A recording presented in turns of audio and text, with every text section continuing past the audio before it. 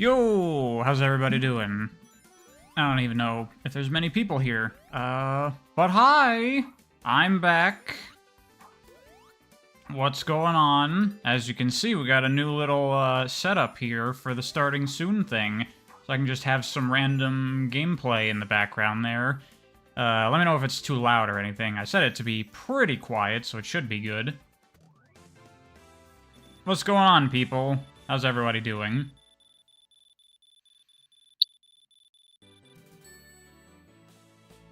Is anybody there? Hello? Hey, there we go. What's up, people?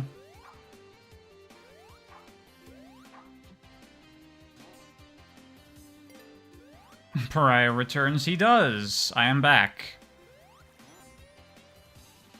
Hi, Kevin. I'm your biggest fan. Well, my name isn't Kevin, so that doesn't work. But thank you. I appreciate it. How's it going? I'm doing well. Thanks for asking. Maybe a smidge quieter? Okay. We'll do... how's that? Yo, what's up, Telekinestic Man? Yeah, I'm streaming a bit later today, so you can actually hang out for a bit, maybe, if you feel like it. New setup, I finally looking like I know what the fuck I'm doing. I mean, not really. I only slightly know more what I'm doing. Only a little bit. Much better? Okay, cool.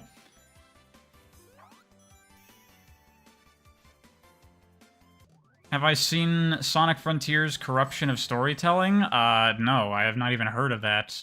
Who uploaded that video?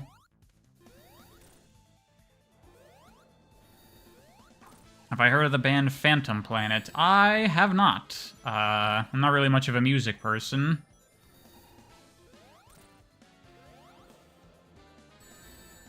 Have I been doing since my hibernation? Yeah, sorry for the big hiatus and lack of activity on the channel for a while. I've been really busy with stuff. But I am now pretty much mostly done with the stuff that was keeping me busy for a while. So I got a lot more free time at the moment. So my hope is to really go hard on video making for the next couple of weeks. So ideally I would like to get like 2 or maybe even 3 videos out a week if possible. We'll see, no promises. But that's what I'm hoping to do right now. Super Guy, thank you very much for the donation. Did I see the Rolling Rascal demo got a new level? I did see that, that's cool. I haven't gone back to the demo since I tried it out that one stream though. I'm not really generally much for demos in general of games, or like playing games in early access or whatever. Like, I'm already gonna buy Rolling Rascal and play it. I'll just wait till the game comes out and play the whole thing. Finally appealing to the kids with visual stimulation. Yeah, I figured having just a fucking frozen screen of nothingness for, you know, several minutes while we're talking is probably not super great. So let me just throw on whatever I have random footage of in the background. Which is what this is. There's not enough completely unrelated videos on the screen, come on. I could make it like a grid. We can have multiple videos going on in the background.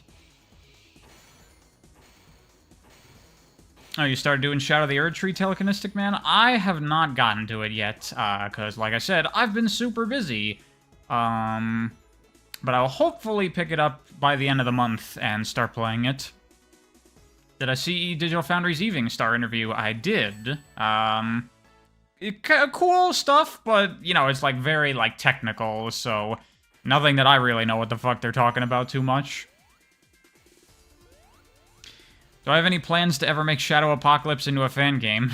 No. That would be way too ambitious and impossible, and I have other ideas if I was ever going to do a fan game of what I would want to do. Will I show more fan art of Shadow Apocalypse? I'll do more than that. You'll see when we get into it. Have I seen JoJo? No, I've never watched any JoJo, actually. Oh, well, Nikika, we finished, I guess, that Lost World rewrite, so it's just in that one stream. What's Shadow Apocalypse? It is a fan story that we have been writing together, me and the chat, of like a hypothetical new Shadow game, just for funsies, coming up with what that story might be. And it's pretty fun. We've been having a good time with it. Thoughts on the recent Shadow stuff? Oh yeah, the Dark Beginnings teaser came out. Great. I really have no criticisms for it. I think it's pretty awesome. Oh, Yosh, thank you very much for becoming a supporter. I hope you enjoy the almost no benefits that come from that, but you do get a little badge that makes your name stand out more when you type in chat, so I'm more likely to read your messages. But again, thank you very much.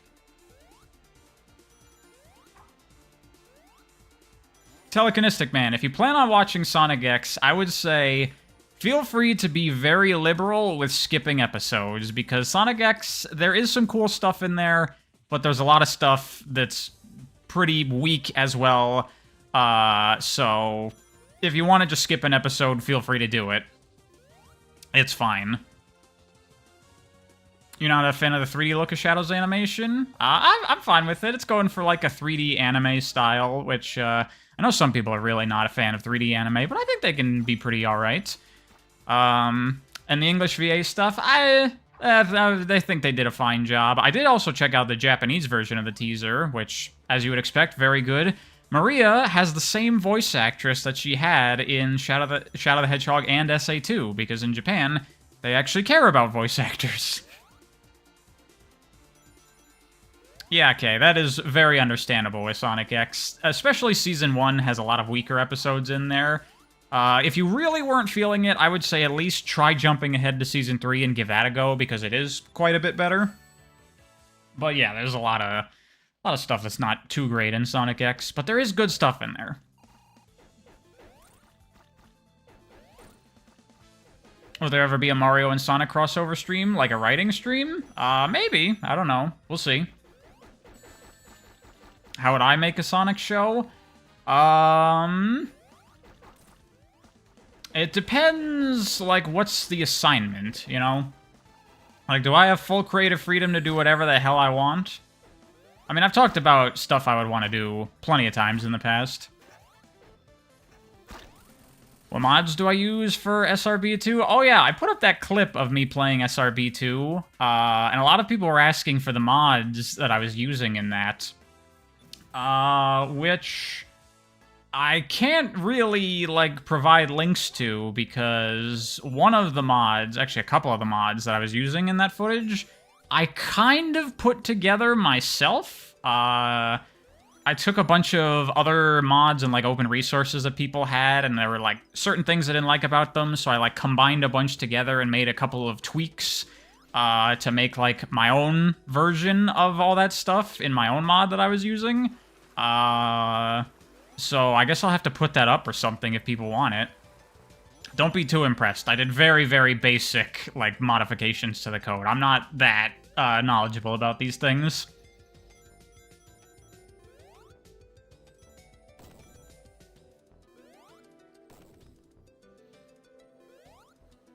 I make mods? No, I made one mod kind of barely by just modifying other people's mods.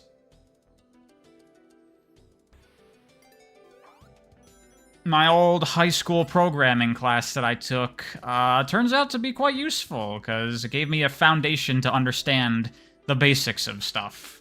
So I can go into the code of a mod and be like, make it stop doing that thing and do this instead. And it actually works! I felt very accomplished when I made changes, and then I loaded up in the game and I'm like, oh my god, I did it! It worked.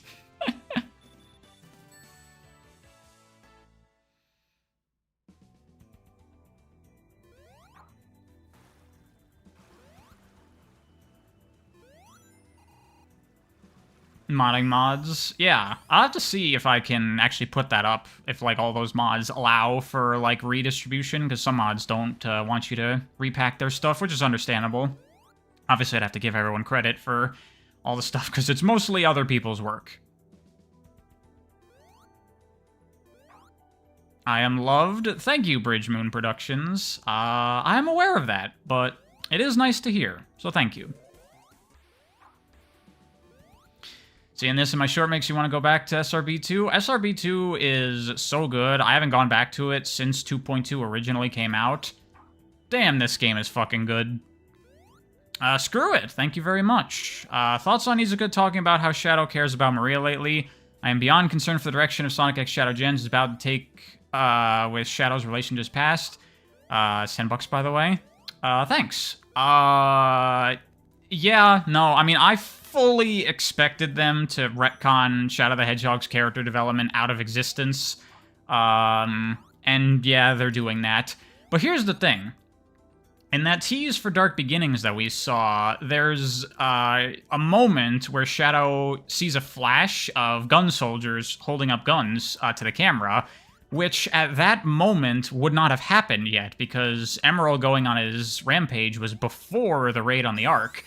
So my guess is that what's happening in Shadow Generations is possibly that not just is Shadow, like, revisiting locations from the previous games, like Sonic Generations, but that his memories might be, like, reset to the place he was at that time, but his, like, you know, he's getting echoes of his later memories, and it's all jumbled together. So I'm theorizing, because this is probably written by Ian Flynn, and he does this kind of stuff, that the story of Shadow Gens is going to be, we're going to start with Shadow not giving a fuck about Maria and his past and all that, but his memories are going to get jumbled, and he's going to be put back in that place, and then by the end of it, there will be the undoing of Shadow's development from Shadow the Hedgehog. That is my theory.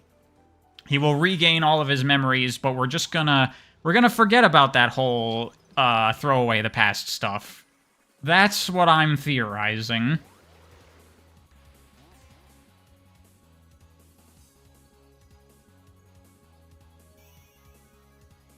Actual Sonic is dead, nothing matters anymore. Hey, I think Superstars did a pretty alright job. Do I dislike Dark Sonic because I think Sonic is a manifestation of good?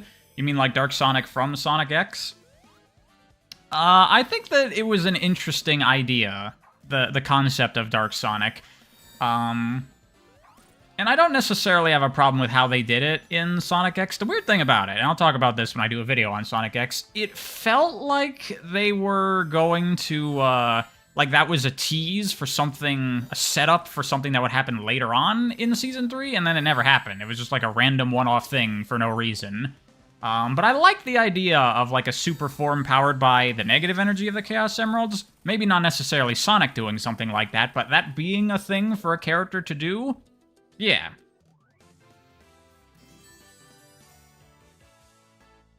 Not a fan of Izuka's answer about Sonic being the ultimate life form, too. Did he say something about that? I didn't see that. Did he say that Sonic isn't the ultimate life form? Dude, you directed the game. Does he not even know, or is it just like, whatever? Branding Shadow is the ultimate life form, whatever. Which is weird, because there is that journal coming with Shadow Gens that is going to, expand on the creation of Shadow and the ancient Echidna stuff, right? Oh, he just laughed? Okay, that's a fine response, I would say.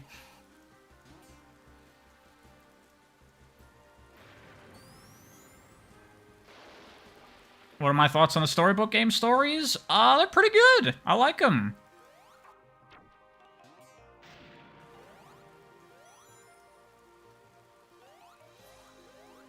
He basically said Shadow lived after falling to his death, so then he decided he's still the ultimate life form or whatever. He did give an actual answer. I mean... Whatever. Whatever, man. I don't fucking care anymore. I don't fucking care.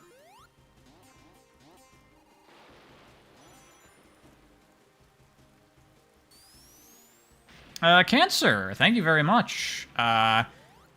Pariah Sonic doesn't matter. Gotta rip that band-aid off. Sonic is just a chemical reaction. I mean, everything is just a chemical reaction happening in your brain if you think about it. And electrical signals. Don't think about it too much, or you'll get the existential dread.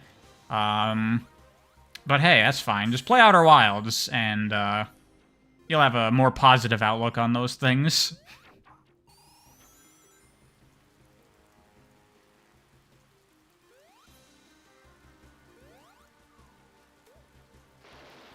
Oh yeah, by the way, my Forces story video came out, so now I finally revealed the secret revelation about the story of that game that I talked about forever ago on stream, that it's basically just Star Wars. A lot of people were really surprised by that, which I found funny.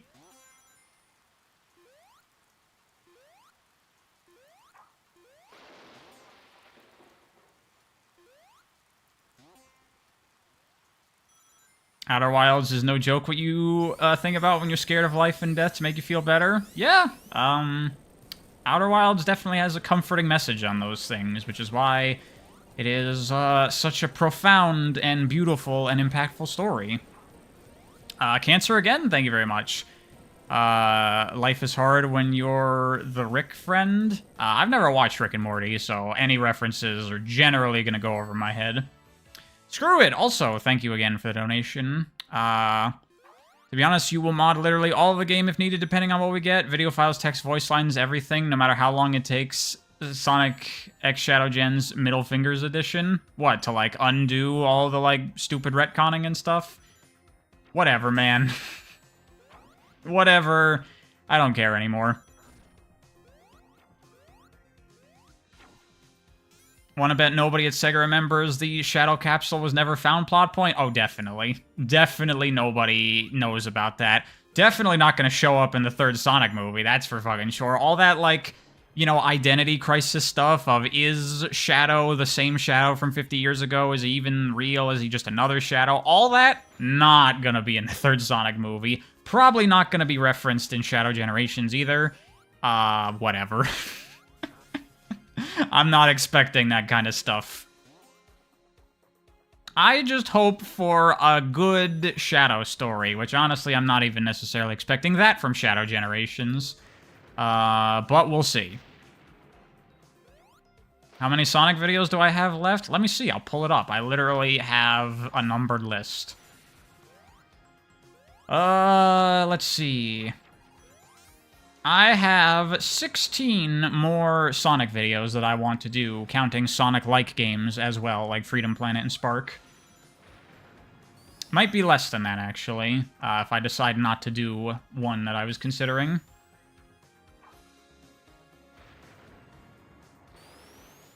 You're just glad they're embracing Shadow's history, even the cringe, but not the parts of the history that people don't know or don't like. Those are gonna go away.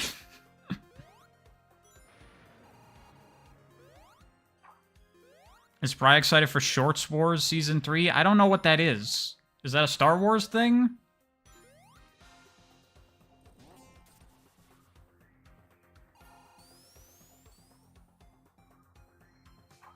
Yeah, I got comments like that, Iger J, from some people. The thing is, I do still care about these things. I have just accepted the fact that it's fucked, and it will never not be fucked, at least with the current team and the way they handle things.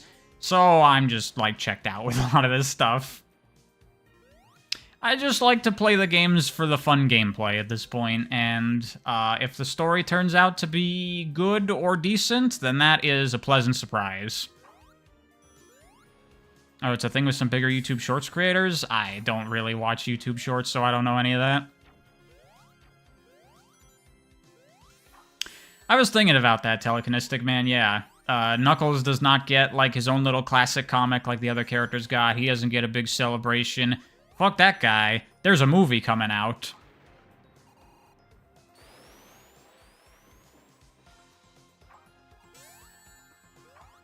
You talked to Tyson at Sonic Rev about the possibility of a fully animated Sonic movie. It was great chat. Man, I would love that.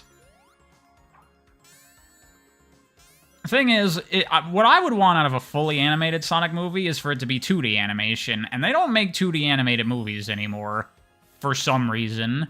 But whatever.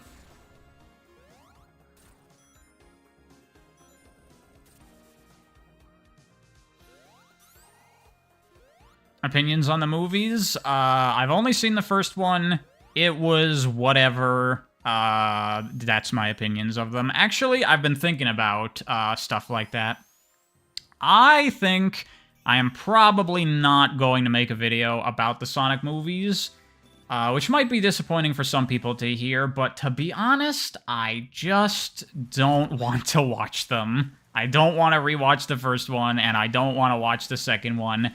I just don't care. And in a way, that is my review of the Sonic movies. I don't want to watch them.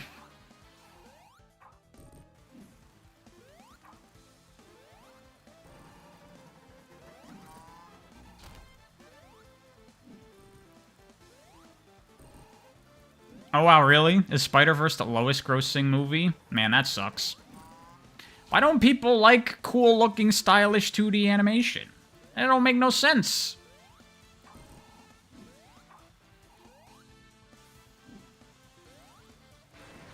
SRB2 or Triple Trouble 16-bit? Damn, that is a tough competition. That is like literally the two best Sonic fan games getting pitted up against each other. I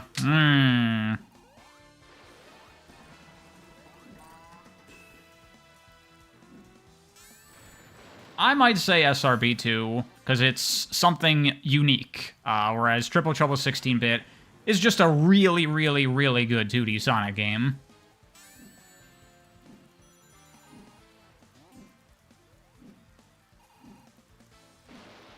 Alright, I know we've just been sitting around here for a while talking. We will get to Shadow Apocalypse. I just want to talk about one last thing. Because in the past couple of weeks when I haven't been making videos, in my free time, I have been playing Castlevania games. Not recording, not making a video or anything, just for my own sake, just for fun. I've been playing Castlevania games, catching up on the couple of Castlevanias that I haven't played before. I played Circle of the Moon, which is okay, but I think probably my least favorite of the Igavania games. What else did I play? I played Dracula X, which I've never played before, which is pretty good. I played Castlevania 3. That game is brutal, man. That game is so fucking hard. It's kind of annoying, to be honest. Like, damn, they were not fucking around with that game. It's been a while since I played other ones, but off the top of my head, it feels like the hardest one. And right now, I'm playing Castlevania Legacy of Darkness for the N64, which everyone says is terrible, but honestly, I don't think it's that bad so far. I've been having kind of fun with it.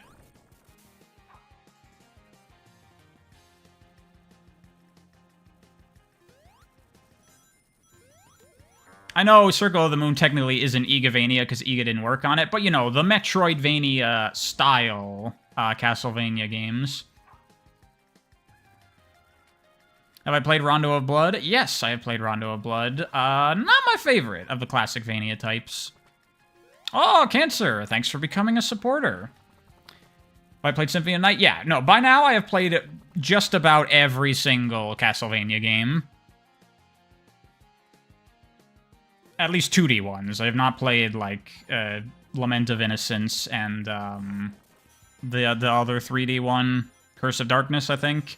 And I have not played any of the Mercury, Steam, shitty God of War ones.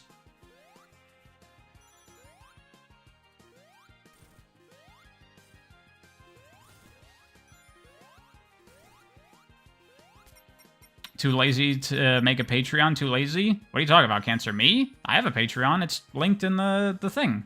In the description of all my videos and this stream right now. Can I do a quick recap when I start writing? Yeah, I'm gonna do that. In fact, let's do it right now. Let's shift over. So, Shadow Apocalypse. What the hecky is Shadow Apocalypse? It is a fan story that we've been doing on stream together, coming up with ideas, basically pitching what a theoretical new Shadow the Hedgehog game story could be. And we were going off of something Shiro Maekawa talked about in an interview of what would he do to continue Shadow's story if he could. And he talked about the idea of Shadow going back in stasis and being awakened several years in the future when the world needs him once more. So we kind of took that as a prompt and built off of it to create our own idea of a Shadow story.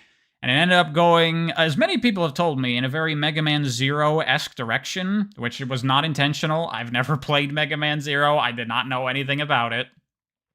But it's Shadow in a post-apocalyptic future setting after things have gone poorly.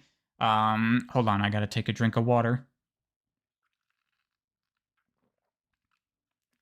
Yes, this art is by our very own Boiled Walrus, who sometimes hangs out in the stream. Very cool dude. Will his story have Zavok and Fuzzy Pac-Man? No! Play Mega Man Zero? I will. I've actually been looking into playing all the Mega Man games. I was investigating, like, what's the best way to play a lot of them, and I thought it would just be easy, get the Legacy collections, but then I saw they have, like, fucked up scaling and shit, so I was like, god damn it, why can't these companies do this shit right? So I'm gonna have to do emulation, but whatever.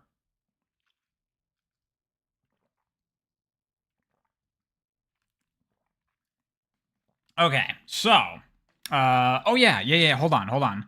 So, yeah, this is fan art that Boiled Walrus did. And I actually have a bunch of fan art that a lot of people have sent in of Shadow Apocalypse, which is super duper cool. But also, beyond just fan art, someone made this. Let me know if that's too loud. This is a fan theme song for Shadow Apocalypse that someone put together, which is super duper cool. Oh yeah, Makai right there in the chat. Go check out their channel.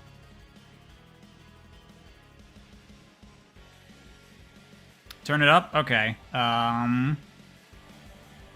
that?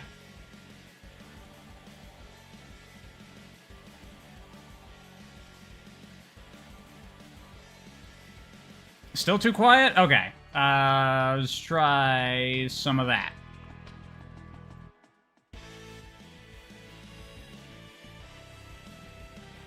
Full blast.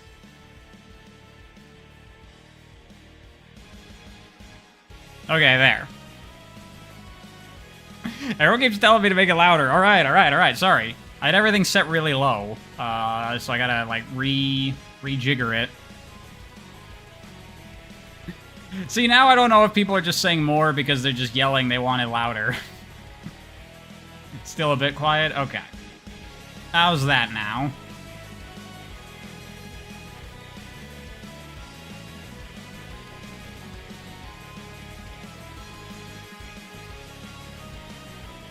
This is fine? Okay. Here, I will start it over from the beginning so we can hear the full thing.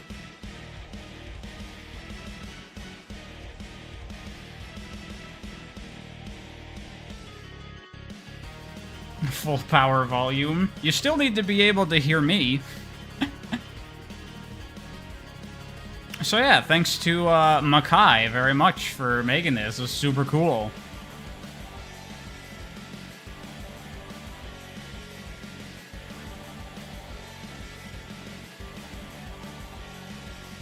And go check out their channel. Here, I'm gonna put a link to the video in the chat so people can take a listen.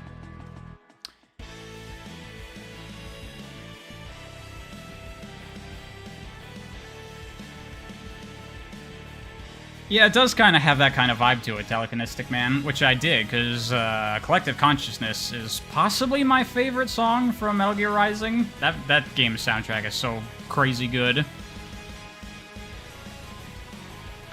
Where can you send some fan art? Send it to my email. It's linked in the channel's About section, but you have to be on a browser to see it.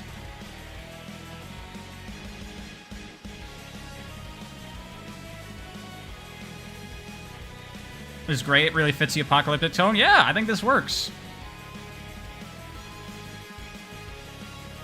Either that Telekinetic Man or Monsoon's theme, I'm a big fan of. Oh, the Red Sun is also very good. All the songs in that are so good.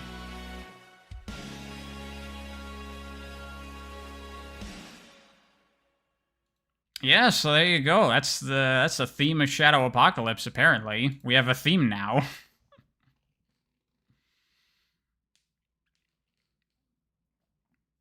Kind of has a techie feel, Fit Shadow. Yeah. So, Shadow Apocalypse here. Let me pull up the thing itself. So this is the thing that we've been working on together. And this is everything that we've come up with so far, as a couple of other ideas that we're going to add as we go. But yeah, Shiro Maikawa's concept. So here's the setting. I guess I'll just explain it as we go. So the idea with Shadow Apocalypse is that Eggman has won and he has taken over the world, but he then transformed the world into like his own utopia. Machines everywhere, technology, completely destroying nature. Oh yeah, hold on. There we go. There we go. Now you can see it. So yeah, Eggman took over, completely plowed over nature with his own technology and machinery and stuff, and was ruling exactly how he always wanted. But that is not sustainable, kind of going off of the environmental theming of Sonic. If people like Eggman get their way, then it will lead to ruin. So that's what happens here, is that over time, the world falls apart due to all the environmental damage, and Eggman's world that he took over gets completely destroyed. So then we are in now a post-apocalyptic world where everything is disastrous and the environment especially is really messed up. There is natural disasters occurring all the time. People can't like go out and breathe. They have to wear like respirators. Resources are scarce. There are very few people left. We had the Ark crash into the Earth and cause even more damage. So everything is fucked up and there are barely any people surviving. So here's other things that we thought of. If we go down to enemies, so we have animals and plants have been like mutated into like horrible monster creatures, and I have some fan art of some cool ideas. This is from the OVE. And the idea is like taking the little animal critters from Sonic and turning them into these monsters, which I think is a super cool idea. I love it, and these designs are very, very cool. And we have other stuff. Here's another one by the OVE of another enemy design. I really like how they're like kind of like abstract and weird, but you can see the connection to like what the enemies would have been. Very cool stuff. But then, here's another thing. You can see we have these direction guidelines. These are the kinds of notes that a writer you would get as, like, what is the vision of the project? Things you can and cannot do. Those mandates that people hate so much. So, like, the general idea for the game would be, like, a 3D open-world Metroidvania-ish kind of action-adventure platformer type game. Doesn't really need to lay out the details too specifically, because this is just a story for funsies, whatever. But one thing that I have in here is that there has to be some sort of biblical influence, because that's very much an important part of Shadow's character, and I highly suspect there will be 0 biblical elements in Shadow Generations, because that's just not going to happen. But it'll happen here in our story, and we were kicking around ideas for a while, trying to figure out something that made sense for it, but then someone had the brilliant idea, you can see right here, the 4 Horsemen of the Apocalypse. When that came in, it was like, oh, that's perfect. So I got 4 Horsemen of the Apocalypse are going to be like the ancient monster, creature, demon entities. Oh, that was Nike's idea, yeah. That are going to be, your final boss thing. And these are the things that Eggman awakened long in the past that allowed him to defeat the good guys and take over. And we have fan art of them. Really cool fan art. There's more stuff by the OVE. This is a concept for War, which I like this. This looks pretty cool. Here's their concept for Death. I really like this one. This looks really, really cool. That very much gets that vibe, like Grim Reaper-y death kind of thing, but it still looks like a weird, fucked up monster thing. And Nike sent in concept art as well for the 4 Horsemen as well, and I think these look really, really, really good. Also, the thing with the 4 Horsemen is that there's like technically 5 Horsemen because there's like different versions of it. So this is Conquest, and I think this totally fits like the style and the vibe of what I want these creatures to look like, as some sort of ancient demon monster entity things that, classic Sonic stuff. Eggman gets them and he tries to use them to take over the world. He wins, but then they go out of control, whatever. This one here is Famine, which I really like. Looks super cool. I like how it's kind of like emaciated and like falling apart, and it's got the bones coming out, like Famine would. Pestilence here. Again, really like it. Very Slay the Spire looking to me. And then finally we have War, which I like all these designs. I think that these really work for the 4 Horsemen of the Apocalypse. These are really, really cool.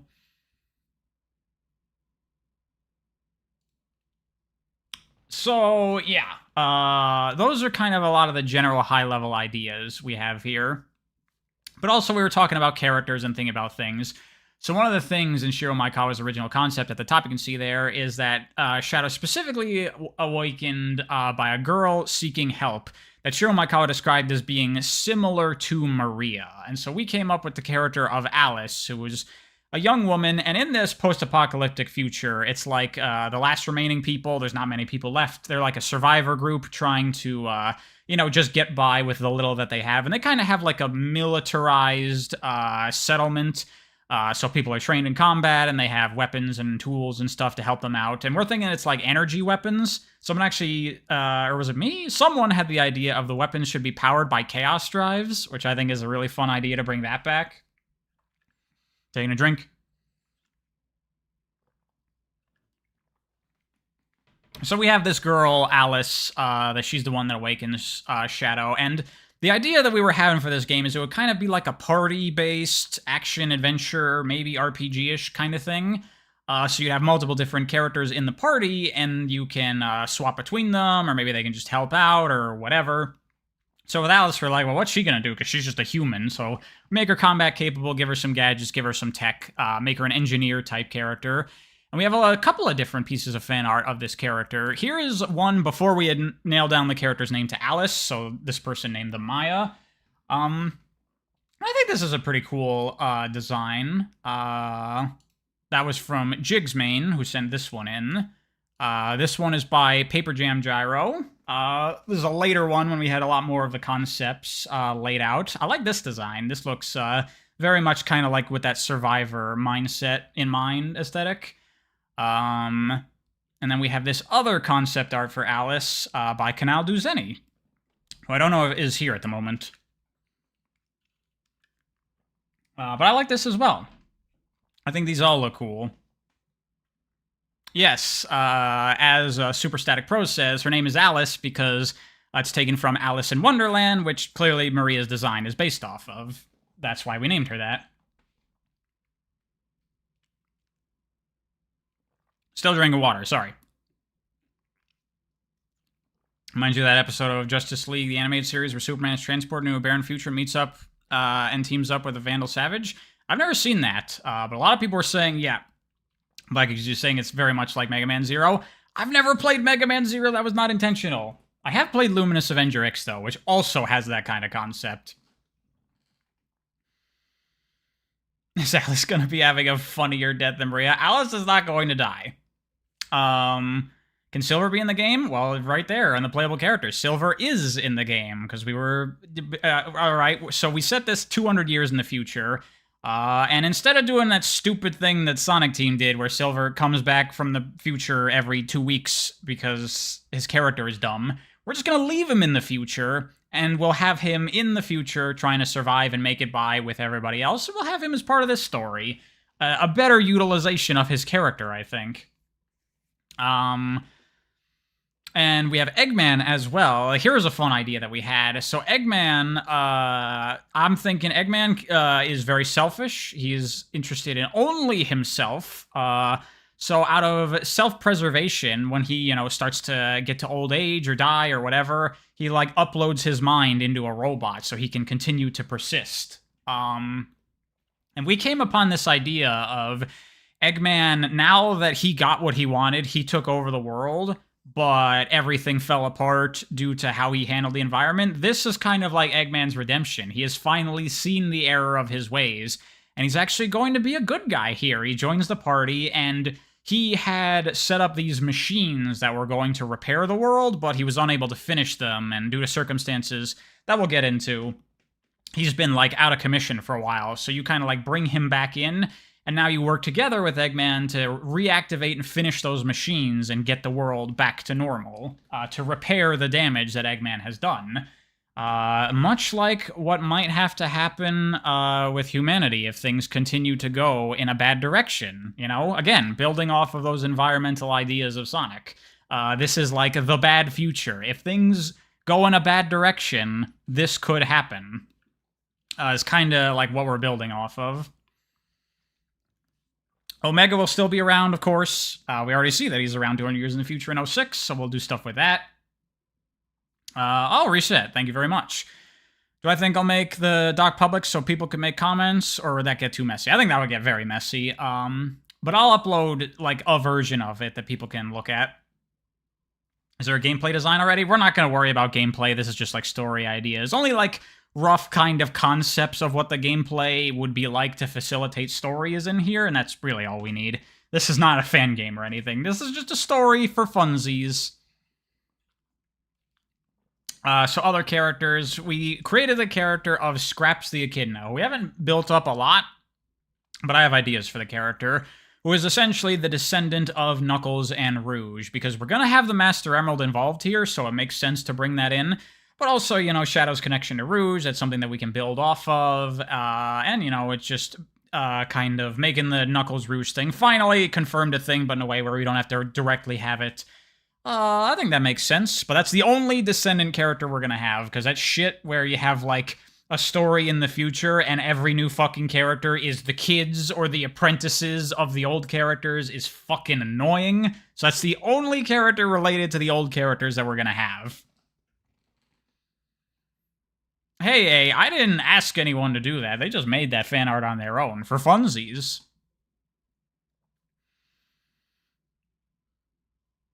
You want to make some fan art or storyboards for this when it's finished? I'd love to see it. Send it to me. Yeah, and then we got some NPC characters. Alice's grandfather, who's the leader of the Resistance. We'll get into that. Not Resistance, Survivors. Shadow Man, as in Sonic Man, just for the fun of it, as a, like, goofy NPC side quest I like. Big, somehow time traveled in the future, and he appears in the background like SA2, because that's perfect for Big. When you see Big in a game, you should go, Big, how the hell did you get here? What are you doing? And so in this kind of scenario, seeing Big there would be hilarious. Let's see. Oh yeah, so we also have for other enemy ideas, we just have, you know, random remnants of Eggman's army. They're just kind of like going around out of control, just attacking anything. Metal Sonic is a very interesting character, because we're building off of his identity complex from, like, Sonic Heroes, where he thinks of himself as the real Sonic, or more so he wants to be the real Sonic. But now, Sonic is dead. We're 200 years in the future. Eggman has won. So Metal Sonic kind of got what he wanted. He now is the only Sonic. So with that, we came to the idea of Metal Sonic now tries to emulate Sonic. He thinks that he's Sonic now, but he doesn't fully grasp what it is to be Sonic, and he kind of has, like, a messed up vision of that. So where our characters, our party, is going to be trying to fix the world, and, you know, you're fighting the animals and plants and stuff, the mutants, because they're monsters now, and you're trying to, like, restore them back to their normal form. Metal Sonic, playing the role of what he thinks of Sonic as, he is trying to stop Eggman and preserve the current state of the world. You know, Eggman is trying to do things and make changes to the world and, you know, whatever, and it's Sonic's job to stop that. So Metal Sonic is going to be an antagonist here, getting in your way, incorrectly thinking that this is what Sonic would be doing, and so this is what he should do as Sonic. Which we have interesting ideas for where that will lead. And then here we have character arcs that we were talking about. So for Shadow, he's going to learn to be more open and let others in, because The only thing that I really had as an idea to build off of with Shadow is the fact that he generally keeps other people at arm's length. You know, I've talked about before in my videos how Shadow doesn't generally refer to other people by name. He'll just say, like, you when he's addressing somebody, or like Eggman, he refers to him as Doctor. The only people that Shadow refers to by name are Maria, Sonic, Rouge, and Omega, which are obviously the people that he cares the most about or that he's closest with. And, you know, generally, Shadow is just a very aloof character that doesn't express his thoughts and feelings and emotions very much. So I was thinking we can build off of that and have Shadow kind of try to integrate into this survivor group and, like, really start to feel like he's a member of this group and, you know, kind of like a found family kind of thing where he starts to let his guard down, be more open, be more honest, and, you know, feel like he has a place. I think would be a good character arc to do with Shadow. Eggman, however, his character arc, obviously, he's now a good guy seeing the error of his ways, but the main thing for him is that he is going to do the most un-Eggman thing in the world. Eggman, obviously, is obsessed with himself. He's very arrogant, very full of himself, puts his fucking face on everything, and has destroyed the world in his own selfish pursuits. Whereas now, at the end of this story, Eggman is going to have the biggest change of them all. He is going to, by the end of the story, sacrifice himself to save everybody else. And what we came up with, is at the end, at a critical moment, Metal Sonic, who is throughout the game would have theoretically been, like, getting in our way multiple times, he's gonna, like, at a pivotal moment, he's gonna, like, really try to prevent everyone from saving the world. And so Eggman is going to have, like, a one-on-one fight with Metal Sonic where they will destroy each other. And it's gonna kind of be like a redemption moment for Eggman, sacrificing himself for everyone else, but also kind of like a putting Metal Sonic out of his misery kind of thing, because Metal Sonic has had a horrible, fucked up existence with an identity complex of thinking he's Sonic, and in a way, this will be Eggman kind of a moment to apologize and say, like, I really fucked up when making you, and your existence was a horrible thing. Time to put you out of your misery. But also, it'll be, like, kind of a reflection of, like, Metal Sonic thinks of himself as Sonic, so it's kind of like the Sonic-Eggman conflict coming to a conclusion, that kind of thing. And then, Omega will have a character arc here as well, where initially, obviously, Omega hates Eggman and wants to destroy him and all of his stuff.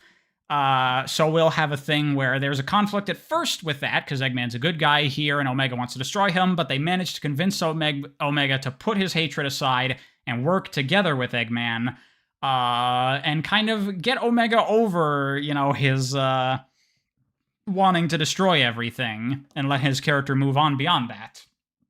And that's generally a lot of the rough ideas of what we've been kicking around so far and what we've had. So I have this section here that I put together myself off stream a couple days ago of, like, the story, which is, like, kind of all the scenes of what we have so far, explicitly how they would kind of play out, and in sort of the order. All these little breaks are, like, kind of things where there are gaps that we might want to fill in this stream, or stuff that needs to be fleshed out, or other ideas. But this is generally the idea of how it would go. But before we get into that, there are some other things that I want to talk about that I came up with in between streams. But hold on, I need to drink water.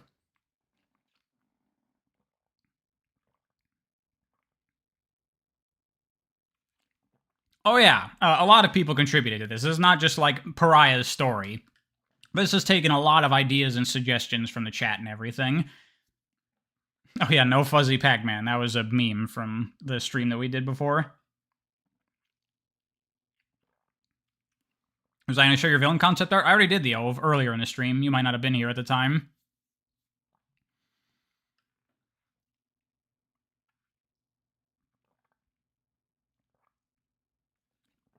Okay. So, themes.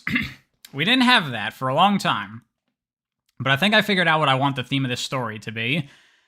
Those comic pages I look extremely neat, by the way. Thanks, Subsonic Sparkle. That comic is coming along nicely.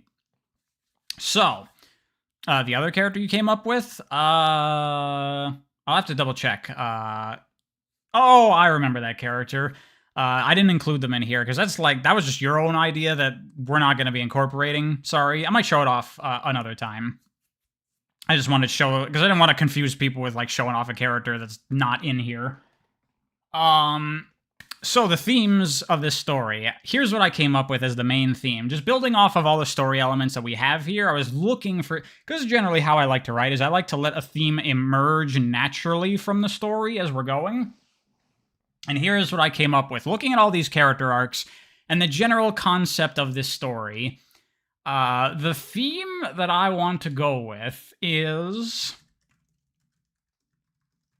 it's never too late to make right on things and to fix what has been done wrong, right? Because that's the whole idea here, is Eggman got what he wanted, he ruined the world, it's fucked, it's beyond over, but just because the world is destroyed, that doesn't mean you have to give up. The whole idea is now we're going to try to repair the world and fix it and get it back.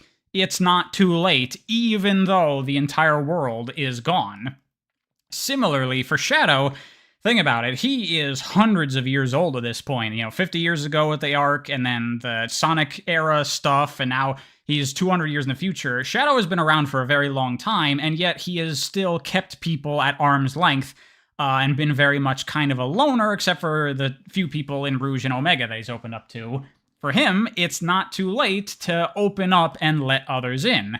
For Eggman, it's not too late for him to make right what he made wrong. For Omega, it's not too late to forgive Eggman for what he did to him.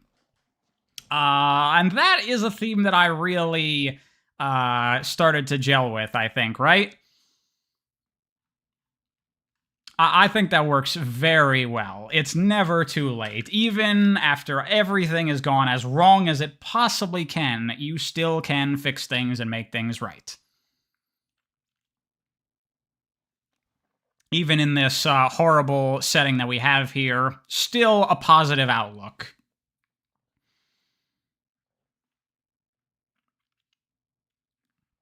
For Silver, it's not too late to save the world. Well, yeah, Nike, that's kind of building off of Silver's own arc from 06, of learning that you don't have to go back to fix things. You have to focus on what's in the present, what you have right now, and fix what you have. And I'm thinking for this story, Silver, with his optimism, he'll kind of be like the catalyst to push everyone into this domain of he wants to fix the world, and everyone else thinks, like, it's fucked, there's no chance. And Silver says, no, we can do it. That kind of thing. Also keeps the inevitable edginess of the setting from being excessively corny. Yeah, I mean, we're going full on, like, 2000s era Sonic with this, obviously. With all the kinds of things that we're trying to do here. Let's do that in an actually good way compared to 06's trash. Yeah, I mean, we're not gonna...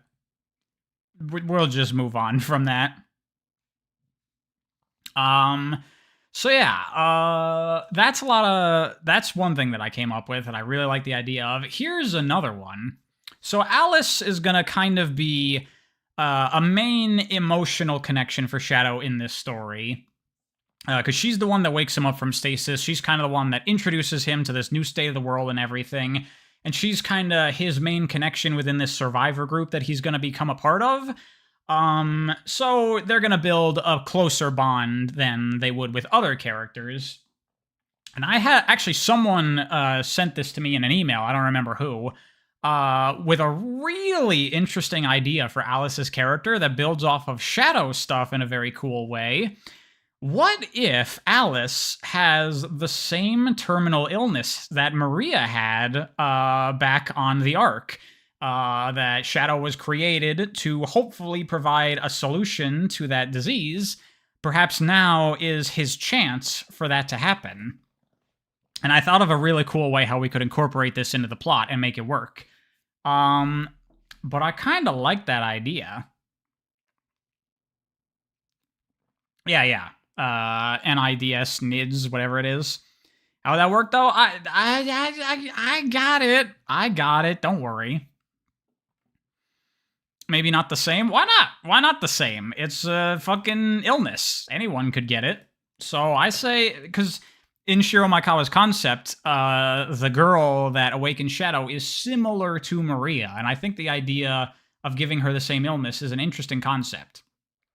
She'd be dead then? We don't fucking know how this disease works. She could have gotten it later in life, and it's a relatively early stage, so she is still okay now, but it's gonna be a problem, you know, later down the road or whatever. Why don't I just make a Discord server for this project? Because this isn't really a serious project. This is just a fun thing to hang out and do during the stream. What if Eggman making a cure makes Shadow warm up to him? Okay, so that's kind of along the lines of what I had as an idea. The idea that I had is that obviously Eggman is the one responsible for this fucked up world, so when he joins the group, the survivor group is going to be extremely resistant to letting Eggman in and trusting him because Eggman.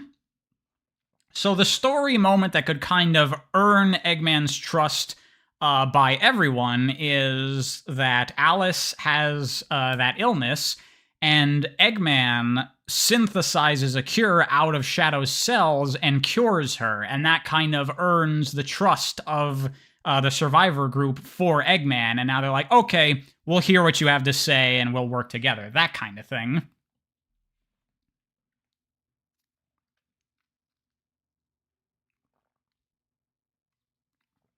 Maybe Eggman shouldn't be full good at first because it's in his nature to be a bad guy. Well, his, like, change would have happened in, like, the time gap that we're skipping over.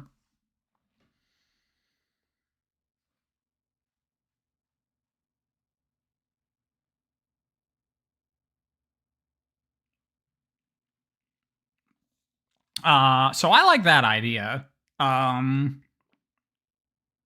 When's the Sonic X video? It'll be soon-ish. Would he try to blackmail them with the cure? No. Eggman has had a full turn at this point, and he is honestly trying to earn their trust. Does Alice become immortal after taking Shadow cells? No. It's not his cells, it's like a cure made from his cells.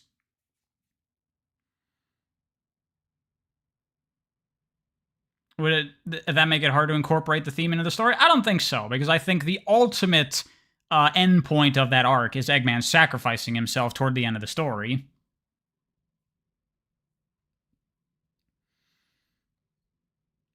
He just makes a cure, like, in the blink of an eye. No, I don't think it should be an easy thing. I mean, fuck, that could be, like, a quest line, theoretically, in the game, as he needs resources, he needs materials. You know, it could be a thing that you work at for a long time, you know? Also, at this point, Eggman has been around for, like, hundreds of years, so he would have had a lot of time to develop his understanding of things. Is a story like a shonen anime? I mean, yeah, that's kind of the vibe we're going for, like 2000 Sonic. Would Gemerald still be alive? Nah, we're just not going to touch on that, because it's very unrelated to, like, Shadow and his stuff. I can make it a mod for Fallout. I can't make mods, 1. And 2, I don't care for Fallout. And 3, I have no intention of doing anything beyond just this with these ideas. It's just for fun.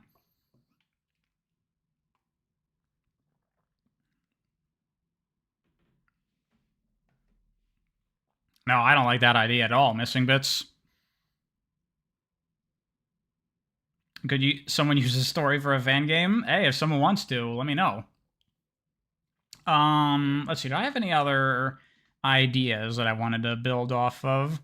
Brainstorming is mad fun? It is. Oh yeah. Here's another idea I had. I don't even know if this would be too relevant to, like, anything, but we have that the Ark crashes into the Earth, and does a shit ton of damage, making the world even more fucked. And that would happen, like, you know, in that time gap again.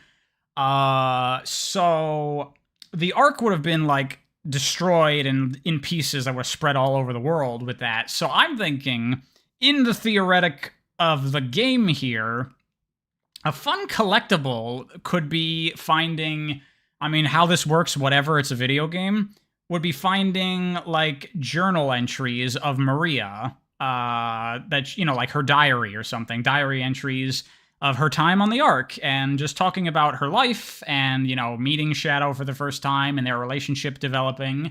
and just kind of give you a nice outlet for fleshing out that period of Shadow's life that we never got to see, and Maria's character as well.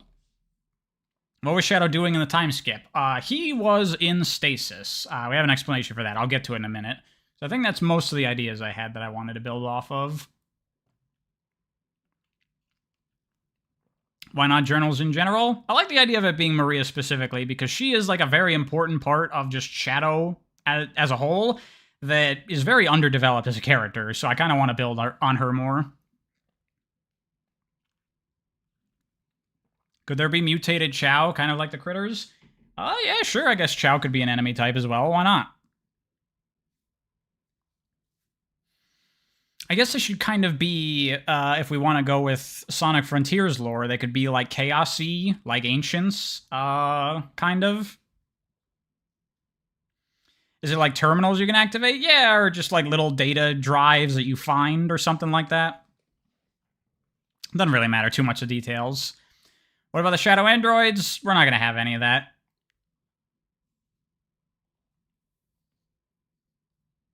Yes, exactly, Sam likes to mash. You can develop Maria and Shadow from 50 years ago and what he was like. You know, because the thing about Shadow is that he is an artificial being, so we don't know how long he is, but the way that he speaks and the way he interacts with Maria seems to imply that he's fairly young. Like, he might even be like 1 year old for all we know in terms of life experience. So I'm thinking the diaries could explore like Maria seeing Shadow, like, you know, wake up for the first time, and he is like a very young child with no understanding of anything. And he has to learn about the world and people and like everything from the ground up. And we see a development of Shadow into the character that we know him as. And that would be cool stuff for like, you know, little collectible stuff to get some extra lore bits and whatever. Did I see the Shadow Gens prologue teaser? Yes, it was great. I really liked it.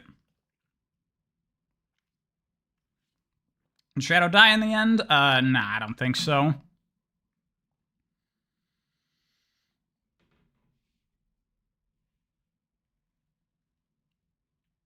Yeah, exactly. Sam likes to mash. With the arc crashing Earth, and that's why Maria's diaries ever. That's literally exactly the idea, CMJ.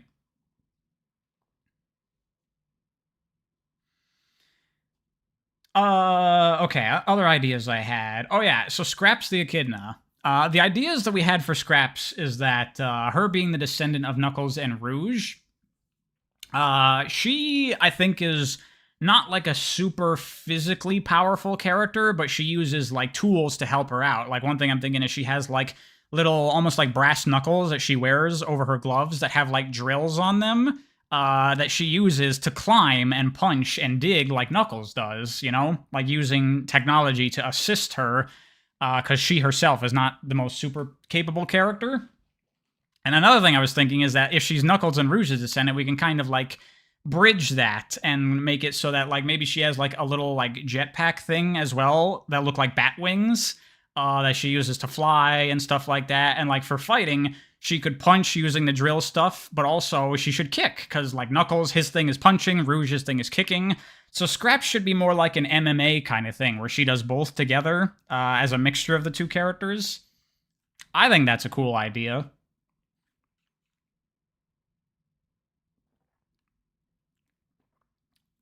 That one guy, Omega, is right on the screen right now. Very Morrigan-pilled? Like Morrigan from Darkstalkers or another Morrigan?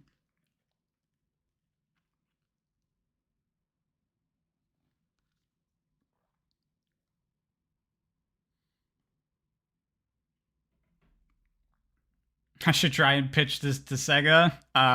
No. Even if I did, they would say absolutely not. They would never accept this.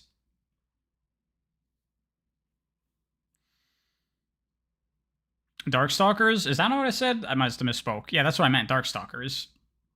Yeah, I've never actually played Darkstalkers, so I don't know how Morrigan fights.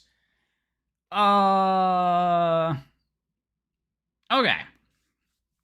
So how about we go through the story a little bit, exactly how this would play out and how things would work. So, In a what-if scenario, because this is a what-if, so we have Eggman, he discovers the four horsemen of the apocalypse as ancient demon monster things, whatever. And with him, he manages to kill Sonic, kill him, fuck that infinite forces garbage of capturing him.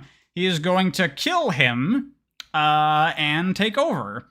Shadow is going to be critically wounded while fighting with the four horsemen of the apocalypse, so he gets put into a stasis pod to heal, but something goes wrong. Either there's like a power problem or whatever, and so we see it would show like the process and like the rate of healing, and then it would slow down to like 1% of what it's supposed to be. So then we jump forward 200 years, and the healing process still isn't even 100% completed, but Shadow is awakened from stasis by Alice, the young woman, that he does not know who this is, and she kind of introduces him to the world, and he sees everything is ruined and destroyed, and she explains to him how long he's been asleep or whatever, which is why in the key art from Boiled Walrus, he's got like the scar on his eye, and that kind of thing, because he's not fully healed, and that would also have a gameplay justification in that, so you could like level up Shadow and like develop him over time throughout the game. He would not have all of his abilities from the start. Would the tutorial stage take place in the past? I think it's kind of more impactful if we just wake up and we have to get explained what happened. Do I think Shadow's similar to Zero for Mega Man? I've only played the first Mega Man X, so I don't really know anything about Zero. We following Kishi Tonketsu, or are we just ad-libbing? We're just ad-libbing. We're just doing whatever. So then Alice leads Shadow to, like, her survival settlement base camp thing. Where, you know, they're survivors. I'm thinking it's like a mix of human and animal type characters going on. And in that group will be Silver. He'll be one of the survivors, and he's kind of like the main soldier because of his telekinesis ability, so he's like stronger than obviously the humans or whatever. And yeah, Shadow gets introduced to the leader of the group, who is Alice's grandfather, and he gives Shadow the lowdown of exactly what happened long ago, of how Eggman took over the world, transformed it, and then the world started to fall apart, and everything is fucked. And that's kind of like the initial beginnings of the story. I kind of want to figure out where we go exactly from there, but just jumping ahead to like other relevant plot points. So Shadow will be eventually at some point exploring like old Eggman bases, or maybe like his central hub that he actually stayed at and ruled the world from. And it's all, you know, destroyed and it's got no power and everything. But he eventually finds like an Eggman robot, like literally an Eggman robot, like a metal Eggman kind of thing that's like in a sleep mode or deactivate or whatever. And he manages to like turn it back on somehow, whatever. And that's when we learn that Eggman has uploaded his mind into the AI and he's a robot now. And so he explains that he saw the error of his ways once the world started to fall apart. And before everything was totally ruined, Eggman was working on creating machines that would repair the world, but he ran out of time and he lost power, and he himself went into like a sleep mode until now. But those machines are still there, and so Eggman wants to finish them and fix the world, and he wants Shadow's help. And the machines, there will be 7 of them, and they are powered by the Chaos Emeralds. So we have to find the 7 Chaos Emeralds to reactivate the machines, or I guess activate them for the first time, and fix the world. And as I said, at first, the survivors do not trust Eggman, but like I said, I think it would be cool if we give Alice the disease that then Eggman would cure, and that would give the survivors a reason to trust Eggman, let him into their group, and start working with him and Shadow to try to fix these problems. And a specific thing for like game progression that's cool is that each of these machines would fix a specific aspect of the ruined world. So like the first one would make the air breathable again, and people can take off their respirators, and that's a real moment where they feel like a reinvigoration of hope. And like now they start to really trust Eggman and Shadow and start to go with things. And other ones would, you know, clean the waters that are like horribly polluted, or, you know, stop flooding or earthquakes, those kinds of things. Each emerald individually would fix a specific aspect of things. And from a game perspective, that would be like kind of open more areas of the world. Like there'd be an area that's too hot because there's lava everywhere. You can't go there. But then you activate the machine, it cools the lava. Now you have a new part of the world that you can explore where you would find progression stuff and chaos emeralds and blah, blah, blah, blah, blah. Smart to make that happen early? Yeah. I'm thinking like a lot of this stuff would be happening relatively early on in the game, like as kind of the introduction of what the game would be. Would Shadow have his inhibitor rings? I mean, it's not really too relevant to the story, so whatever.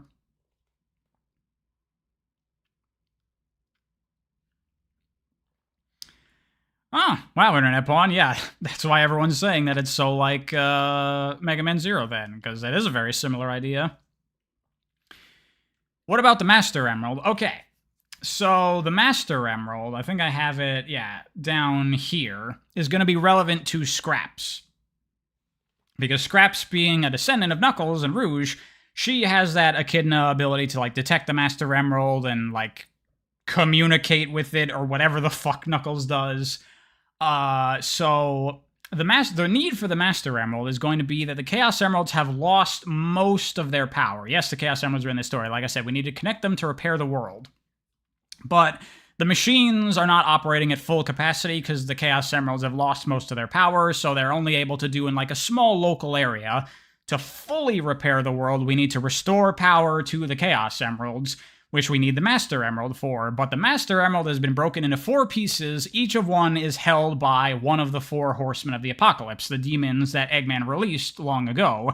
And they'll be, like, in the world as, like, way out-of-the-way things, kind of like your endgame final quest. You need to hunt down the 4 Horsemen of the Apocalypse, defeat each one of them, and get the 4 pieces of the Master Emerald, put them back together, restore the Chaos Emeralds, and repair the world. And Scraps would kind of be the way to facilitate that. She would kind of lead the team to where the emeralds are using her detection power. And she wouldn't know any of this stuff, so it would be something that she has to be informed of and kind of learn how to use these abilities and stuff throughout the course of the game. So that's where the Master Emerald comes in, and the 4 Horsemen of the Apocalypse. But then, of course, I'm thinking, for the ultimate final boss, it'll be something like the 4 Horsemen... Actually, you know what's a good idea? Because there are, like, technically 5 horsemen. There's Death, War, Famine, Plague, but then also Conquest is one of them, because of different interpretations of the 4 horsemen. So maybe we have, like, the 4 horsemen in the main game as we know them are, like, Conquest, War, Famine, and Pestilence, and then for the final boss, they, like, fuse together into Death and become the ultimate final, antagonist that we need to destroy. Something like that might work. And then here's what I was talking about with the Metal Sonic thing, is that at a critical moment toward the end, Metal Sonic will try to stop the party once and for all, and he'll ultimately need to be destroyed. Eggman will step up to be the one to do it, kind of putting him out of his misery. Both will get severely damaged, and they have a nice little final moment. Eggman basically apologizing for making such a fucked creation, and Metal Sonic... Because I think Metal Sonic should be best utilized as a tragic character. I think that is an interesting thing to do with his character, rather than make him a good guy or something like that. Because we were kicking around the idea of maybe making him a party member or something. But I prefer Metal Sonic kind of being, a tragedy, sort of. A sad character, a sad existence, I think is the right way to handle Metal Sonic. Yeah, here's the bit that explains that. Oh yeah, Omega, eventually you'll run into him. He's heavily worn, but still functional, because, you know, he's been fighting for 200 years at this point, so he's got a lot of damage. But he's still operating, maybe he has some replacement parts or whatever, so he's got, like, you know, a different colored arm or something. Yeah, he wants to still eradicate Eggman and his machines, so he's been basically just wandering the world, destroying Eggman robots and whatever is left, whatever remnants are still functional. And then that will lead to a point where once Eggman and Omega meet in the story, there would be like a boss fight against Omega, because he wants to destroy Eggman, but you're like, no, we need him, he's helping us now. and Omega is not here in any of it. So you have a boss fight with Omega, and then after the boss fight, Omega will like be okay with working with Eggman. I think over the story, he will finally like forgive Eggman and get over what Eggman did to him, and that'll be some progression for him. Will I write the script and dialogue? No. I mean, the script for this story would be really, really long. Like, this is a full-on story we're talking about here for a game that could be, I don't know, 20 hours long, maybe? I can't write all this dialogue just for the heck of it.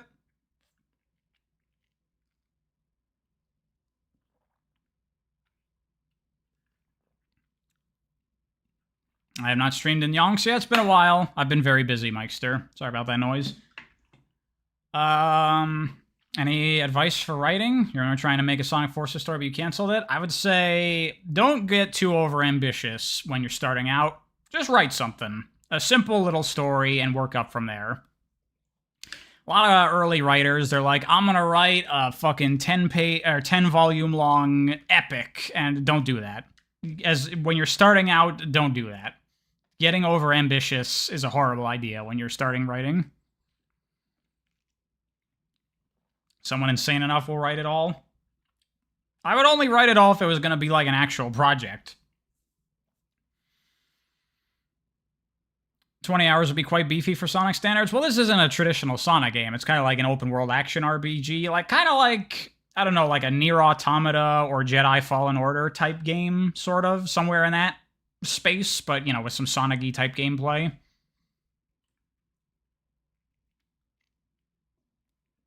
Oh yeah, that's maybe a good place for that max time. Not a bad idea. Let's see. Were there any other ideas I had of how I wanted to develop things out? Oh yeah, so that's the general gist of everything we have so far, and a couple of the ideas I wanted to implement. Oh yeah, one other aspect is that the leader of the survivor group will be very, like, resistant to Alice in general, like, going out and, you know, because it's dangerous out there with all the monsters and mutants and shit, so, like, they have, like, groups of scavengers that, like, go out and get materials and stuff. But he doesn't like Alice going because she is sick, and also just in general, he's very overprotective of her safety, and she doesn't like her going with Shadow. So I was thinking maybe Silver would be like his right-hand man, his number one guy. So maybe he like sends Shadow to be like her guard. Like she insists on going with Shadow, or he sends Silver to be her guard. So she wants to tag along with Shadow while he's trying to do his own thing. And then Silver is there to like protect her, keep an eye on her, and also make sure that Shadow's not up to any shady shit. Because, you know, they're not going to fully trust him from the beginning. Is there any remains of gun? Not really. Because this is so far in the future, and like that would all be like gone. That's a nice parallel with Maria. Yeah, exactly. That's also, we're trying to build a connection between Alice and Maria. Should Silver look more apocalyptic, or will he look the same? I don't know. If someone has cool ideas for a slight redesign, I'll take it. Would Silver recognize Shadow from his own time? Nah. We're going to go off of the 06 universe reset, and we're just gonna pretend all the stupid shit of Silver coming back to the present every fucking week is not a thing. Because that shit is stupid. We're retconning Silver to make him less of a garbage character.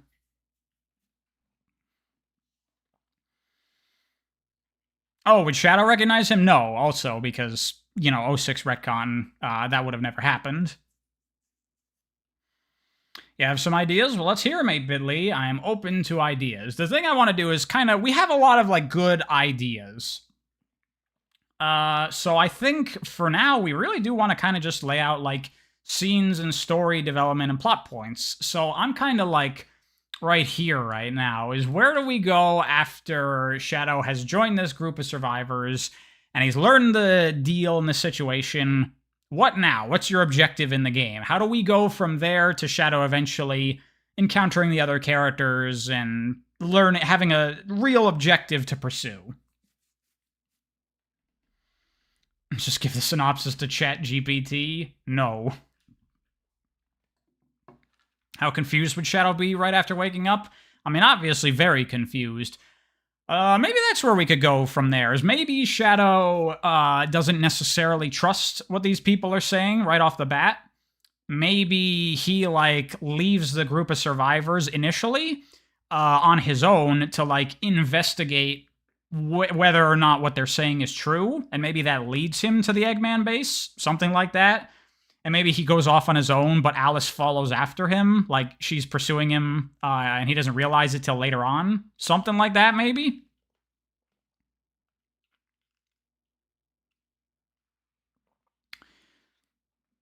Scraps maybe would have to face the responsibility of Knuckles originally dealt with, taking care of the Master Emerald. Well, the main thrust of her would be finding the Master Emerald in the first place, so that probably wouldn't even really come up too much in this story.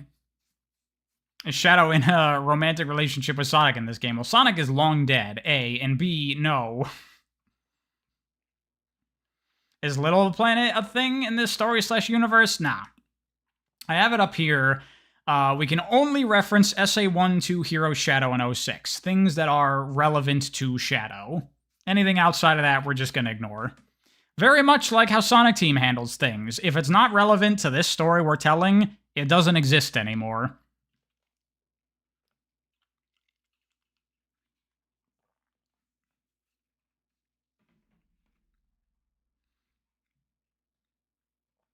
Shadow is really rattled and he's lost his lover, Sonic. No.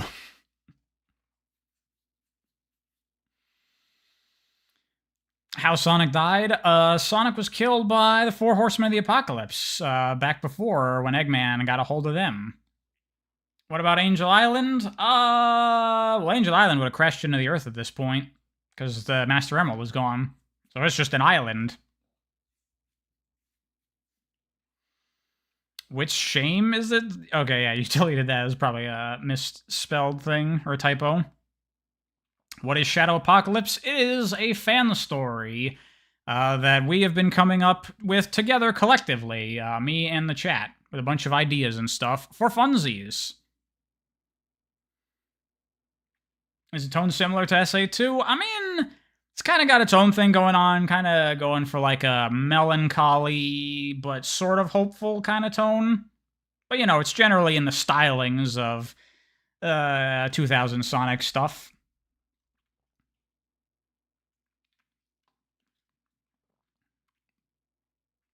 Lego Lloyd, I'm not getting too specific on, like, gameplay stuff. I don't exactly know how things would work out.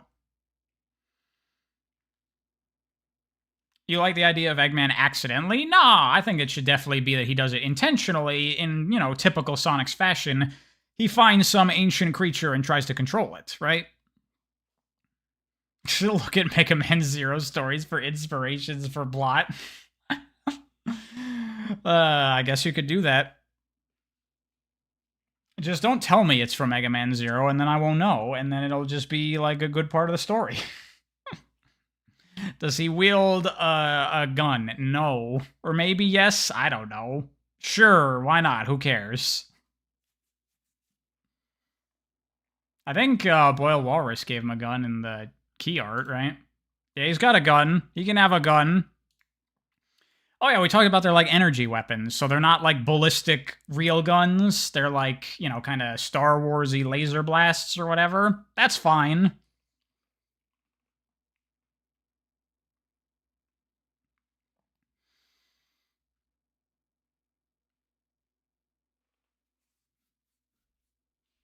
Can he have a cool energy sword like Zero? No.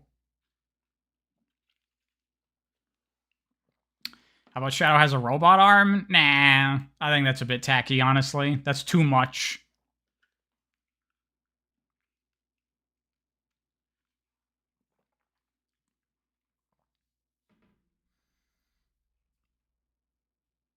Give him a sword and a red trench coat, too. Yeah, there you go.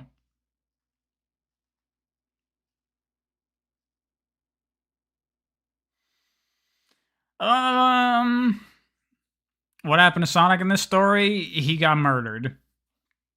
Actually, that's not a joke. Ooh, okay. You know what? You know what's an idea that I have? You know what would be cool?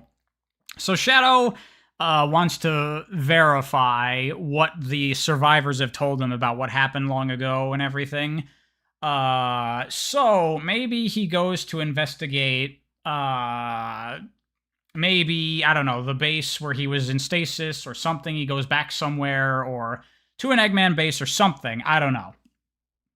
But maybe he finds like an old recording from Rouge that she like made for him to kind of explain what's going on. Because that would be a nice way to have like a little tinge of Rouge in here, but it would be sad because she is long gone by the time of this story. So it'd be like a little holographic thing where she explains that she's put Shadow in stasis or whatever. And we could have like different bits of it, like different recordings at different times. Like the first one will be like, hey, Shadow, you've been injured, so I put you in stasis to heal. Gonna take about, I don't know, a year or something. We'll try to hold down the fort by the time you get back. So I'll see you then. And then it jumps forward and Bruges looks a bit older and saying, or maybe we could jump way ahead to like an elderly Rouge telling Shadow that like something has gone wrong, and you know that would be her explaining that Eggman has taken over and everything's gone bad, and she doesn't know when or if Shadow will ever wake up. So this is her final goodbye to him, and you have a nice little sentimental moment that then ends the recording, and then that'll be Shadow realizing like, yes, this has really happened. That might be cool.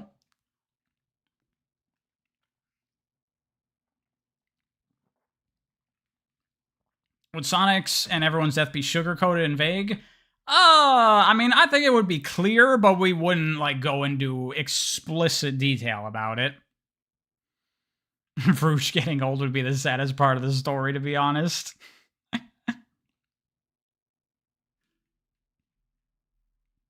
Is Super Shadow going to be in the story? Of course it is. Of course it is. What do you expect?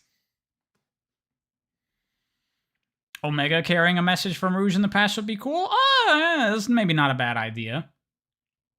That's how he runs into Omega. Yeah, maybe that could be the first party member that we get throughout the story, is Shadow is kind of just like wandering, exploring around, just trying to find something, and he stumbles into Omega, who then has the recording. Eggman is redeemed? Yes, Eggman is redeemed in this story.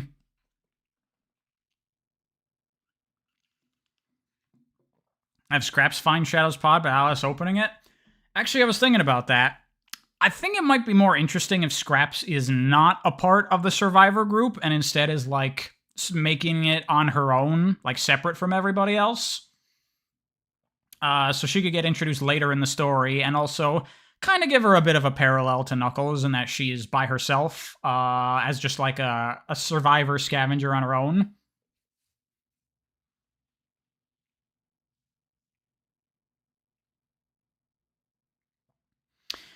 Maybe better to leave aging ambiguous? I don't know. I think showing an elderly Rouge would be kind of nice, as it would, like, show that we're not fucking around.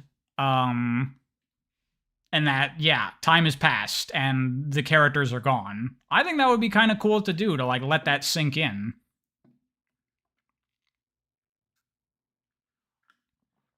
Is Scraps a Bat Kidna?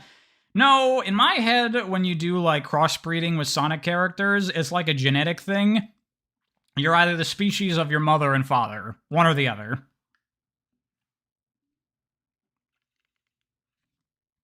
Are there bandits in this world? Good question. I'm going to say no. I'm going to say the only people, generally, that we find are the survivor group of the story. Because I don't want to do, like, a survivors, you know, everyone out for themselves kind of story. I want this to be, you know, like people coming together to fix the problems. I don't want it to be like struggling for resources and rival survivor groups fighting each other. I just don't want that in here.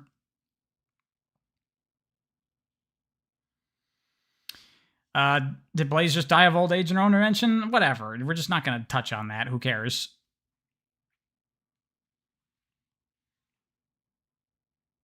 Does that mean Sonic got killed as an old man? No, Sonic would have been killed, like, at his prime. Like, the initial kickoff of the story would take place in the present of Sonic. Sonic would get killed, and Shadow would get put in stasis. And then, you know, Eggman would start to take over and whatever.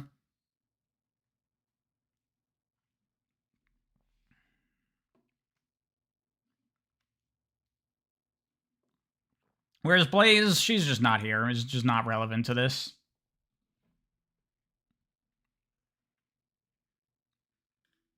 What if Rouge left a Chaos Emerald for Shadow, like, at her grave? Then he and Omega could say goodbye?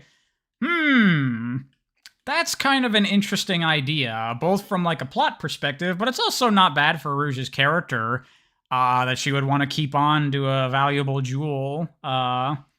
It's kind of grim, though, to be, like, digging up Rouge's dead body. Might not want to do that. Where's classic Sonic in this story? No.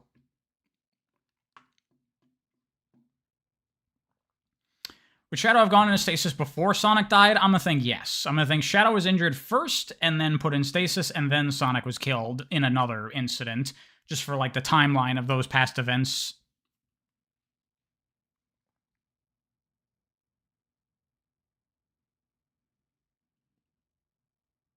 Rouge skeleton with a giant pelvis.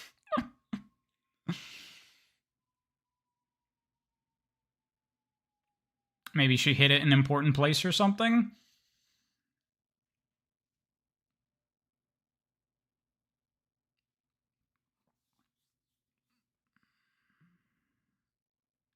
Scraps learns she can feel chaos energy when she meets Shadow and he holds a Chaos Emerald. I don't know. Maybe Scraps should have a Chaos Emerald, and that's how our characters stumble upon her. Like, maybe Eggman builds a Chaos Emerald radar, and they start looking for him that way, and that leads them to Scraps, who already has an emerald, and she found it because of her ability to detect chaos energy. That kind of works, right? Oh, you know what? I should get background music going. Let's see. What would be some good music to throw on in the background for this?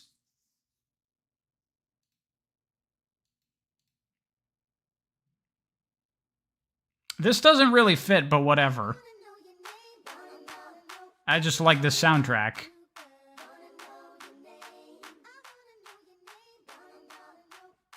Let me know, is that too loud? Will there be anything to do with Tails or Amy? No. We're not going to have any of the older Sonic characters involved besides Metal Sonic, Eggman, and Omega.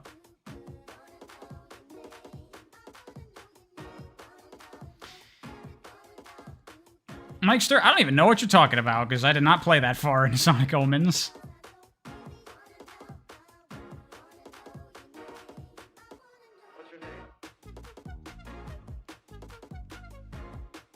Absolutely destroyed the vibe. Yeah, this music is kind of too, like, upbeat and fun, isn't it, for what we're doing? But, like, whatever. It's just background music. I tried playing Shadow Omens, Mikester, and it's kind of just boring. It's not very good. Where are the wisps? Those don't exist. Shadow the Hedgehog OST? I played that in previous streams, though. I want to shake it up, do something different.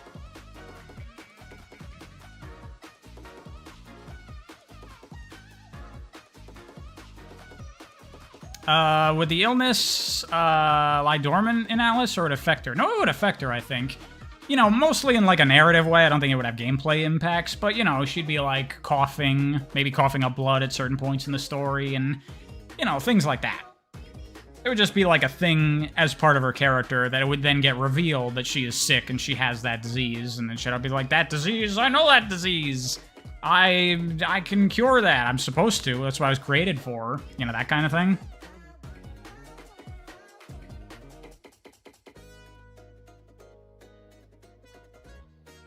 Well, I can't play, like, band music, just see, because that'll get copyright striked. I can only play game music. Would the Horsemen have personalities / speaking roles like, or just be mindless monsters? I think they're just monsters. What would Scraps even be trying to do? Honestly, I think she's just trying to get by. She's just trying to survive. This is the only world she's ever known. Do I think Shadow will end up calling anyone by name? Yes, Fake Tarbo. That's exactly the kind of thing that we're leaning to. Like, I had the idea, because it says up here in the character thing that Alice is kind of like a tomboyish type character. And I'm thinking you could have that be a thing, where when Shadow, early on in the story, he's talking to Alice, and he always refers to her as you. And you can have a moment where she's, like, annoyed in how he, like, treats her because he's like keeps her distant and whatever, and she's like, my name's not you, my name is Alice, and then, you know, she kind of goats Shadow into calling her by name, and she's like, fine, Alice, and that can be like the beginning of that arc for Shadow, you know, that transition.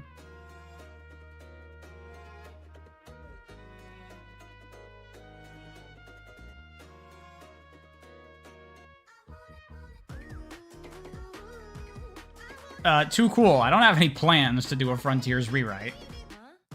Why is everyone freaking out over Alice being a tomboy?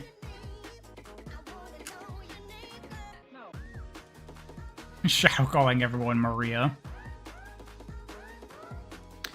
The Scraps know Alice at the beginning of the story, or are they complete strangers to each other? I'm gonna say they're strangers, because if we're going with Scraps surviving on her own, I'm gonna say maybe she has intentionally avoided the survivor group.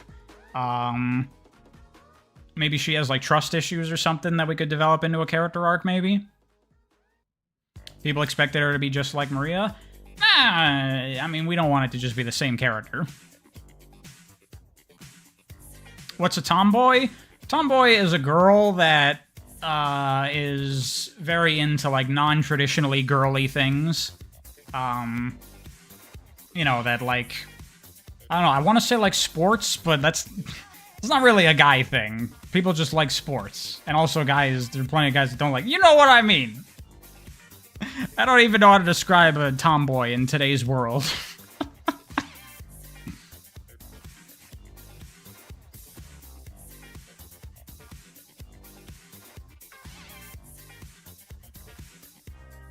Pariah explaining tomboys, yeah. Things are weird nowadays. It's like a tom girl, except the exact opposite.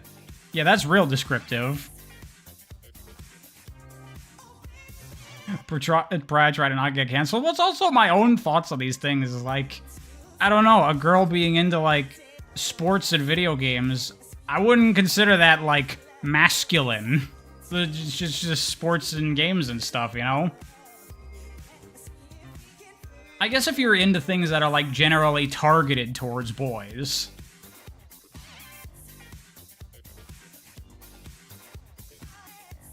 Like, if a girl was into, like, TMNT, that would be, like, a tomboyish thing, right? I guess?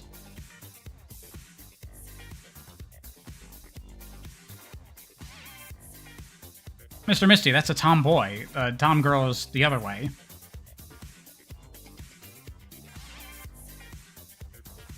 Does Pariah do reactions? Like reaction videos? No. I don't do that shit. So let's start adding some bits into here. So, I like the idea of Shadow... What about femboys? Well, that's another thing. What if the four horsemen represented the four elements? No, because the four horsemen are a thing, that they represent war, famine, pestilence, and death. Thoughts on femboys? The picture of, like, the 90s kid wearing the sunglasses with a thumbs up. That's my thoughts on femboys.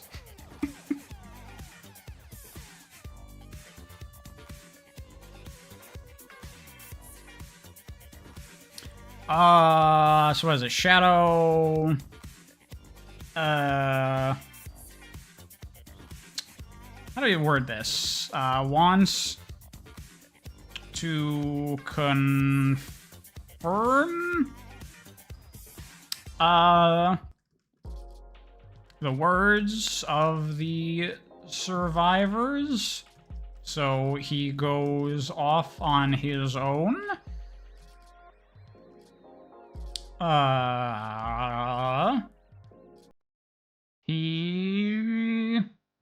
yeah. Alice follows after him.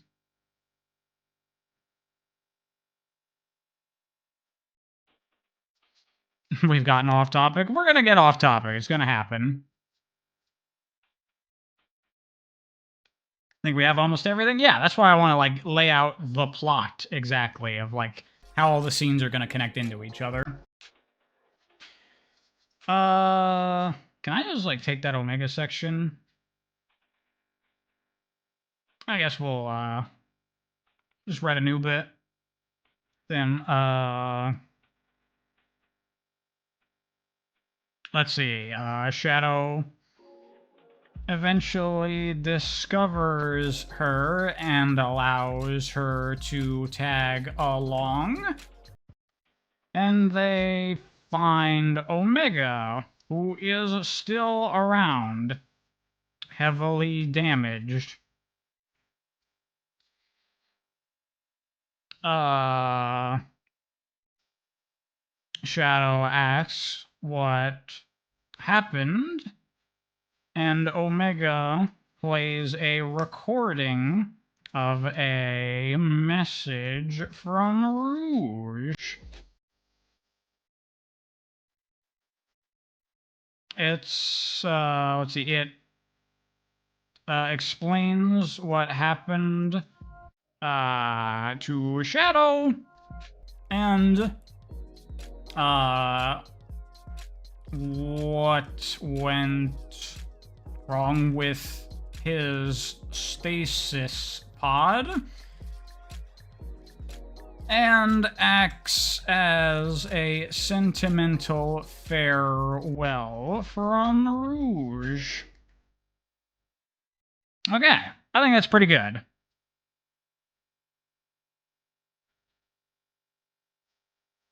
I think the main theme for this game would be melancholic or grungy all over Nirvana.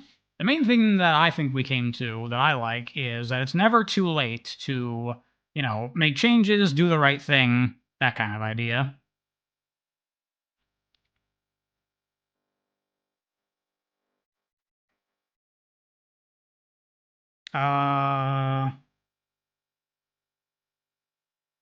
So yeah, from there...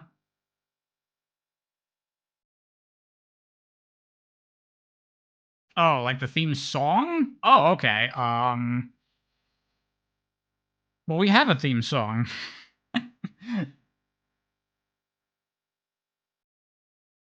Makai made it. Here, I'll play it again.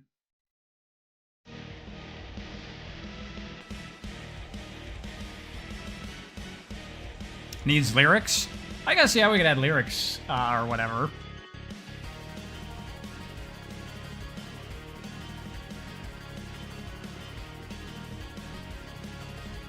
Turn it up? Okay, I can turn it up a bit.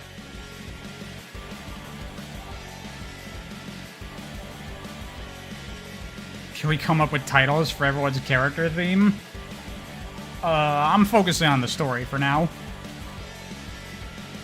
Does anyone have a mecha? Well, we have Omega, who is a mecha, and Eggman is in, like, a robot. And I'm thinking Eggman's robot can fight, so he can be, like, a party member.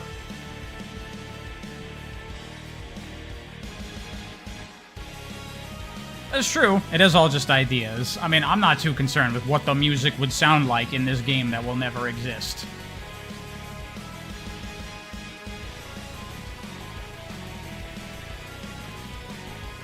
The artist who made this, Miles, is Makai, who's right there in the chat.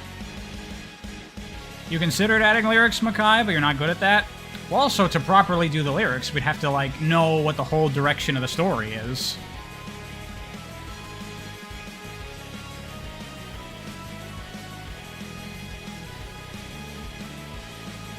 One day someone will make a fan game inspired by this fanfic. I'd love that. That'd be super cool.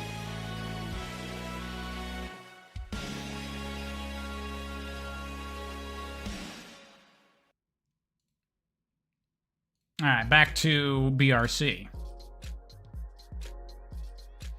There already is in Dreams. You talking about, like, that Shadow 2099? I don't really know what the premise of that is. Blah, blah, blah, blah. So, alright, now Shadow knows exactly what the deal is. Knows exactly how the world got so fucked up. Where from here? I think a logical step would be maybe he returns to the settlement group. And I think the leader should be pissed at Shadow for taking Alice with him. When the leader does not trust Shadow, and he's like, I didn't fucking take no one. She tagged along with me, forcibly. And then, I don't know, maybe should they start to try to, like, integrate into the survivor group?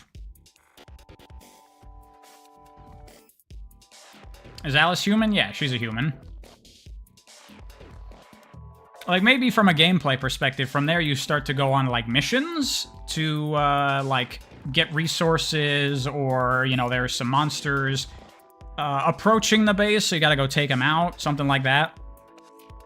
And then this is where Alice would insist on tagging along with Shadow, and where the leader of the group would set Silver to be part of your group to look after her. Rosie, thank you very much for continuing to be a supporter for 4 months. Damn. Hope I have a nice time riding Shadow. I do, it's very fun. So what's the fate of Amy, Tails, Knuckles? Well, they're long gone. That was 200 years ago.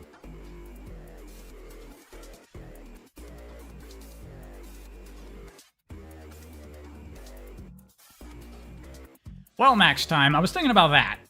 What is Alice's motivation for waking up Shadow? Now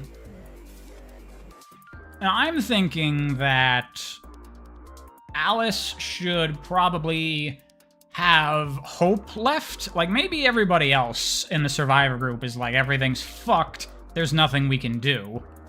But maybe Alice and Silver are like the two people who think that there's still a way to save the world and fix things, and everyone's like, are you kidding? Look at how fucked everything is. It's impossible. And maybe they have knowledge of Shadow, the ultimate life form, and he's out there somewhere. He was put in stasis, and they're like, that was so long ago, he is long gone. Maybe they don't even believe that Shadow is still around. So Alice goes out and looks for him, you know, many, many times, and the beginning of the story will be the time when she finally found him for real, and she wakes him up. And so they kind of see Shadow as, like, the one to come and save them? Something like that? Is Big here in the background? Literally, yes, Mikester. Just like Mega Man Zero, god damn it! I did not play Mega Man Zero, this is not intentional. It's just once you come up with this premise, these are just naturally good ideas.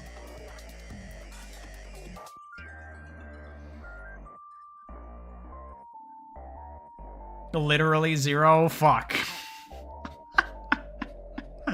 Unintentionally plagiarizing.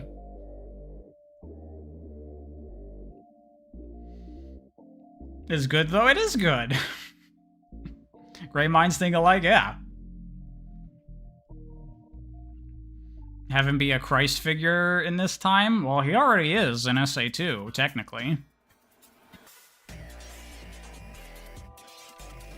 Does Eggman speak fondly of Sonic? You know, that was so long ago, I think Eggman isn't even gonna talk about Sonic very much. I can't wait for the day to get around to Mega Man Zero to see why you're saying this is similar to Mega Man Zero. I mean, I believe it. I just don't know, because I haven't played it.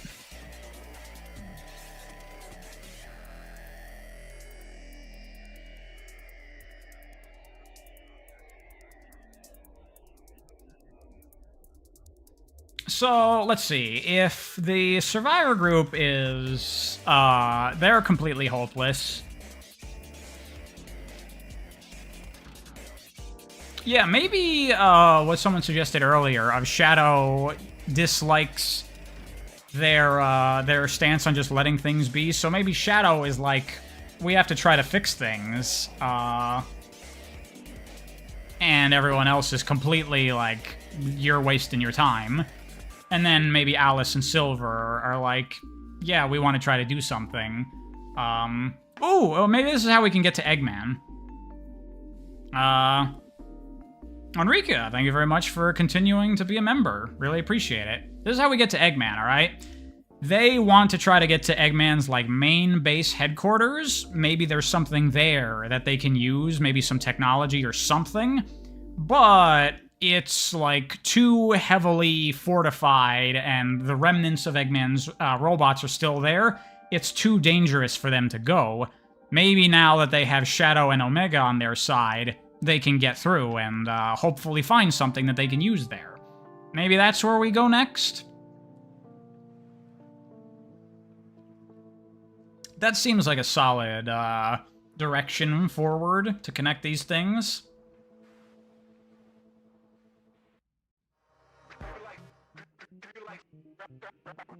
Eggman is a hologram? No, I think an Eggman is just in, like, a metal Eggman kind of thing.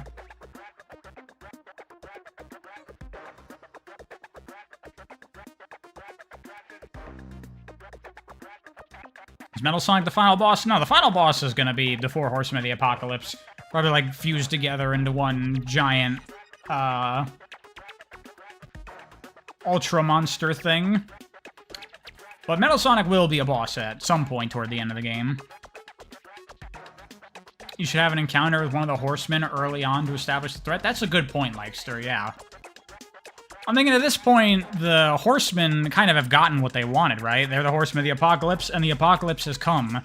So maybe they just kind of roam around and just, like, cause destruction wherever they go. So maybe early on at a point in the story. Maybe while, our group now is returning to the base, after Shadow realizing everything that's gone on. Perhaps one comes nearby and you have to fend it off and just get it to leave. And then that's, that then leads into talking with the leader of the group and trying to find a direction, and they're like, you're wasting your time. Did you just see what just fucking tried to kill us?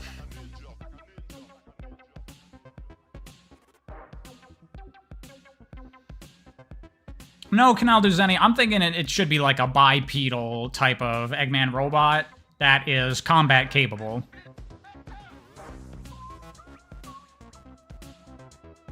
Mikester, you probably missed it. We talked about it earlier. I'm thinking Alice should have the same terminal illness that Maria had, and Eggman synthesizes a cure out of Shadow's cells to cure her.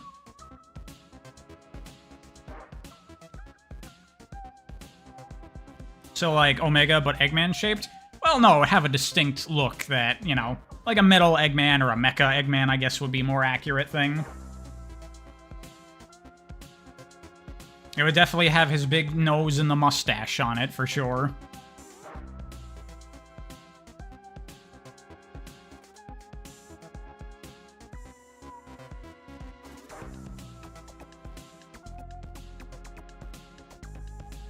Could each horseman be a boss earlier in the game? Yeah, that's a thing, Enrica. Because you need to get the Master Emerald, which has been broken into 4 pieces, each one guarded by one of them, so you'll be fighting them throughout the game. Probably toward, like, the second half or something.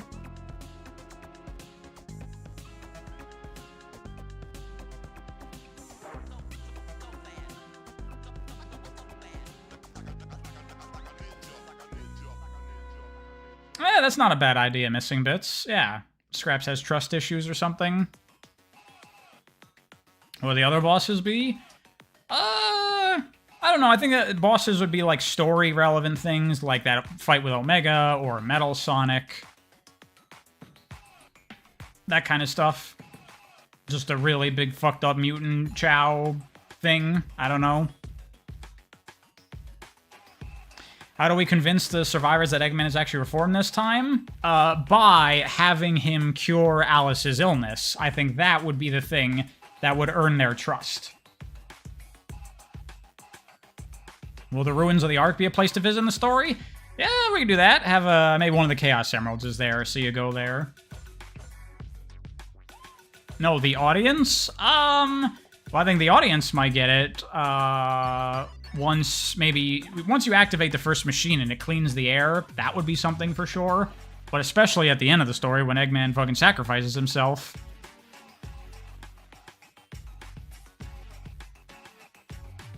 Have the skeleton of the Bio-Lizard in there. Yeah, you could do something like that. Or maybe the Bio-Lizard had offspring. Then maybe, like, that's an enemy type. Like, that's kind of the idea for, like, the mutant creatures, is that they're like a Bio-Lizard thing, where they've just gone out of control and turned into these fucked up monsters. So maybe you have, like, smaller Bio-Lizard type creatures as monsters. What's the critic score for this game? I have no fucking idea. Will the artificial chaos still be on the Ark? I'm gonna say no, just because whatever.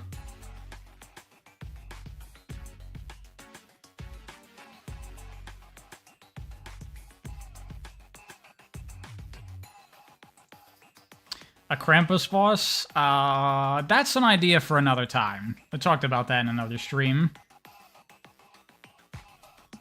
First game to make $1 shadillion.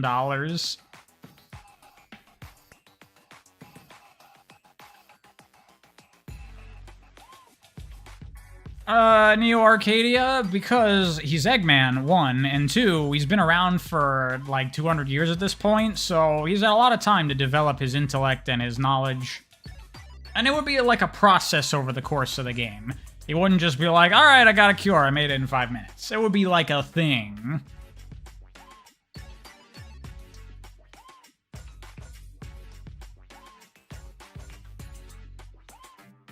Ooh! Okay, here's an idea. Maybe that's why we go to the ruins of the Ark. Maybe Gerald was close to curing Maria, and then the raid happened, so his research was lost. So maybe you have to go to like a section of the game that's the ruins of the Ark to find Gerald's old research, which Eggman then builds off of and completes it and cures Alice. How about that? That's not a bad idea.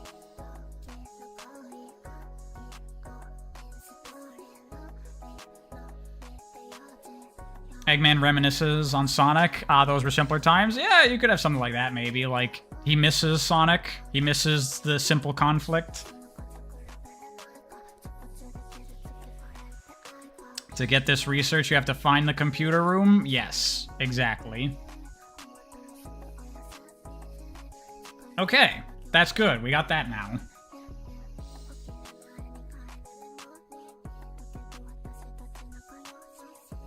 So, let's get back into writing out scenes and stuff.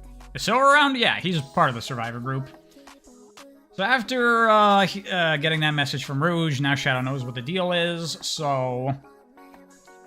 the party returns to the Survivor base. That's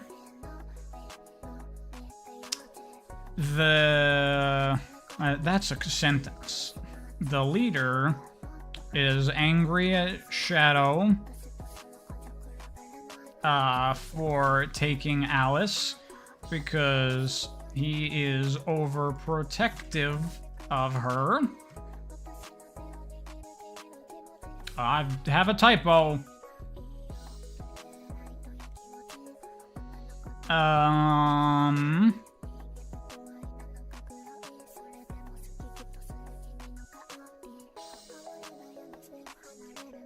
Is that misspelled? How have we been writing Alice? Yeah. Why does that got a thing on it? What the fuck's your problem? Oh, I just fucking ignore that. So let's say he takes Alice,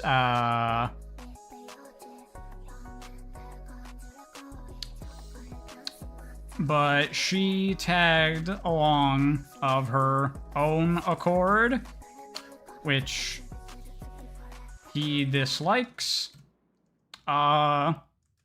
She's sick. This will be like our first introduction to that plot point, as a little tease of it. She says she's fine.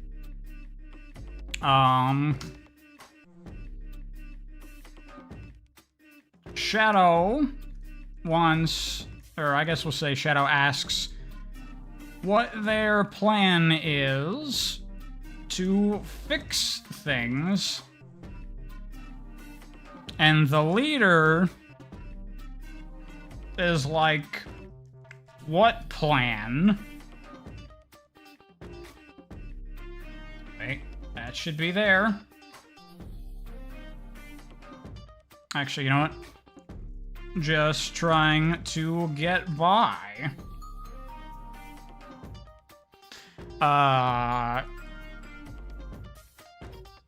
Shadow wants to...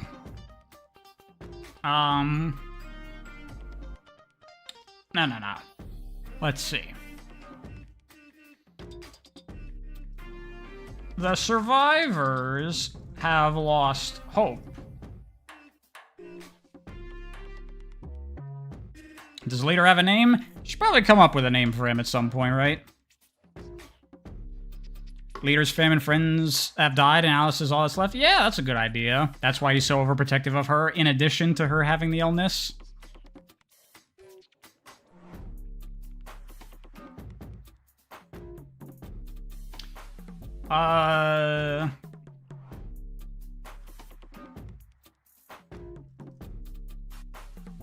But Shadow wants to do something, and so does Alice. Typo.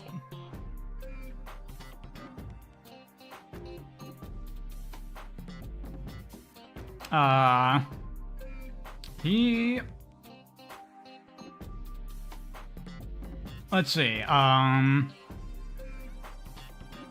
she suggests, checking out Eggman's base, which they have been unable to get to because of all his lingering robots.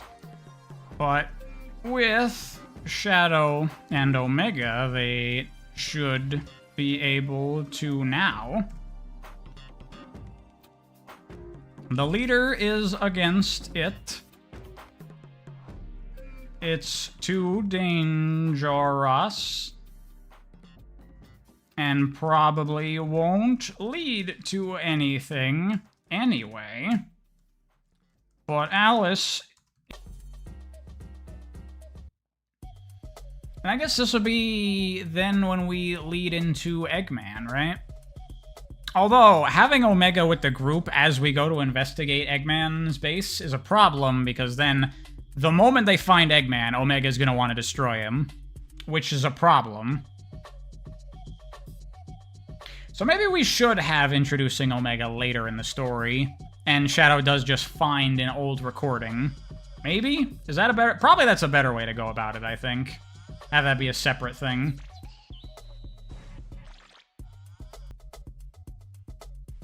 Unless we can come up with some bullshit reason for Eggman to, or for Omega to leave the party temporarily. But that's kind of weird for him to just join the party and then leave immediately. And then come back right after or something.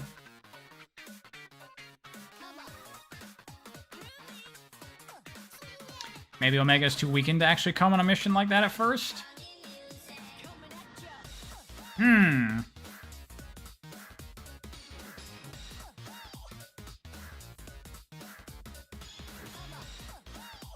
Maybe we could have it be that maybe the introduction of Omega is not him as part of the story. Maybe he's not in a functional state when they find him.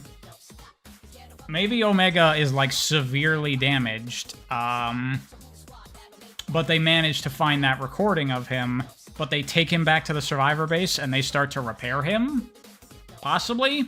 Although, why would the survivors repair an Eggman robot? They don't know anything about Omega, and they wouldn't necessarily trust Shadow. Probably not a good idea. Probably just introduce Omega later in the story.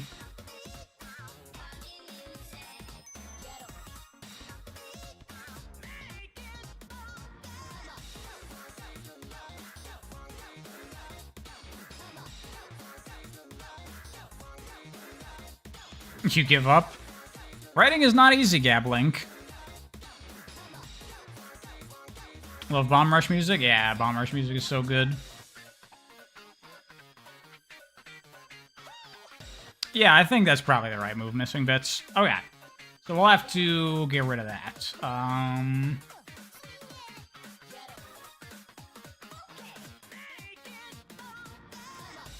So that's gone.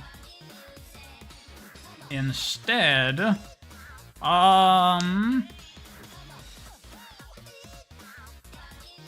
where do they go to get this recording from Rouge, though?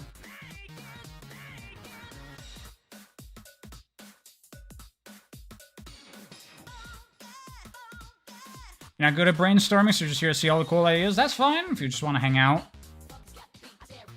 What do we got so far? At the moment, Raynar, we're at like a plot point moment of trying to figure out what Shadow does after he, like, learns about what's happening in the world.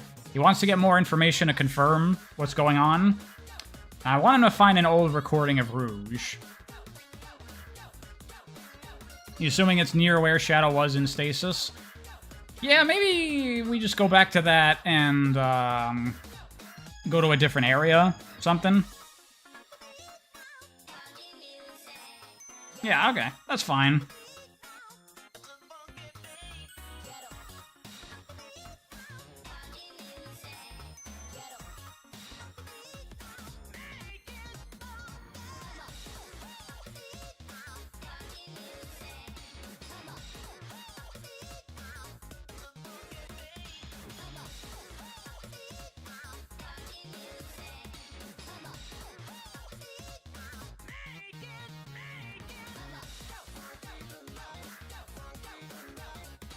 Okay, there we go. That's good. Oh yeah, and that's gotta go. Would Shadow go back to his time at the end of the story, or does he just stay there? I think he just stays there.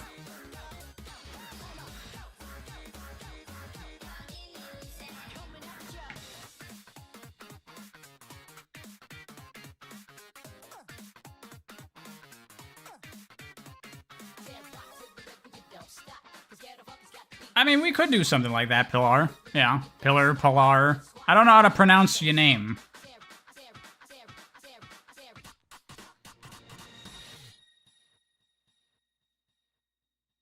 Why would Shadow want to save the world? I mean, that's just what he wants, right? That's just independently his own choices that he made, like 06. He wants to protect the world, just for his own sake.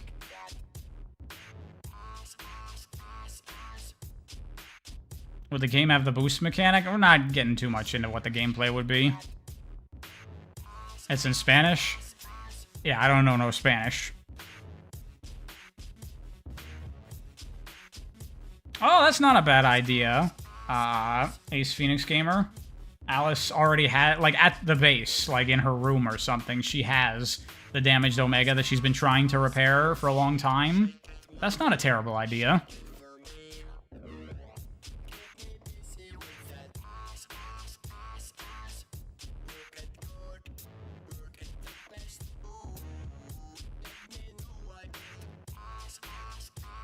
That's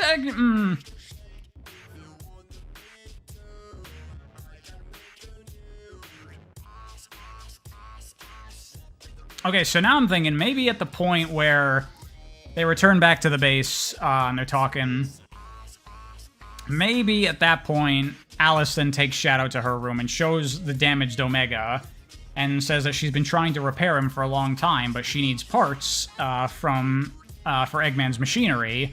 The only place to get that is at his base, which is too heavily guarded. So then they start going to Eggman's base. Maybe that is a starting point.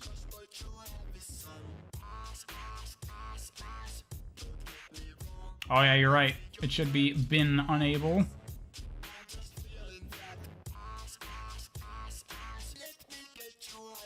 You think it'd be cooler if Silver fixed Omega?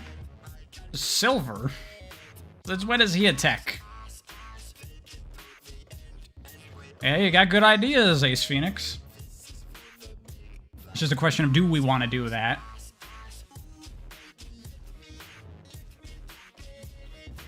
Because I kind of like the idea of Omega just being a wandering killing machine.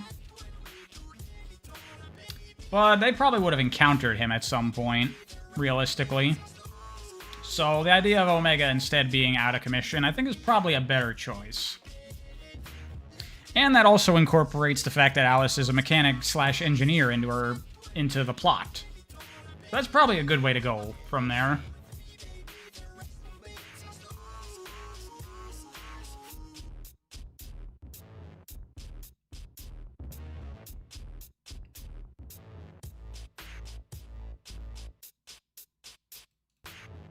Okay, so from here,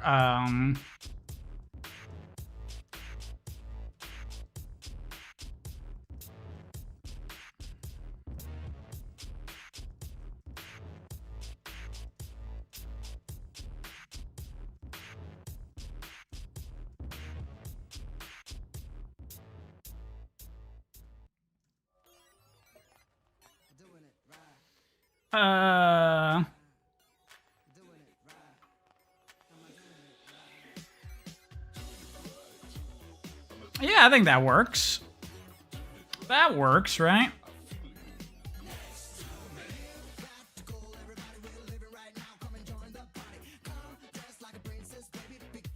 Maybe it was a killing machine, but eventually broke down? Yeah, that works, I think. Just too much battle damage accumulated over time, and he just stopped functioning. So she's trying to repair him. In her room, she has a Chow in Space 2 poster. It should be like Chow in Space, like, 10. Because we're way in the future, though. Although movies aren't a thing anymore. It should at least be several Chow in Spaces later.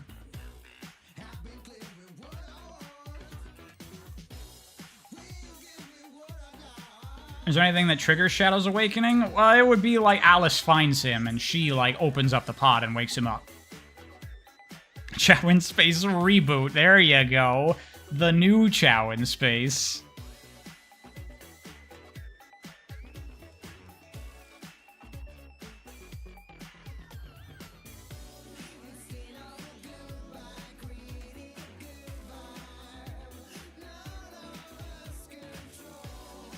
How long am I going to stream today? Honestly, probably not for too much longer. Maybe like another 15 minutes, because I do have to go in a bit. Actually, give me a minute. I gotta go to the bathroom. Oh wait, that's the wrong thing. This is the one.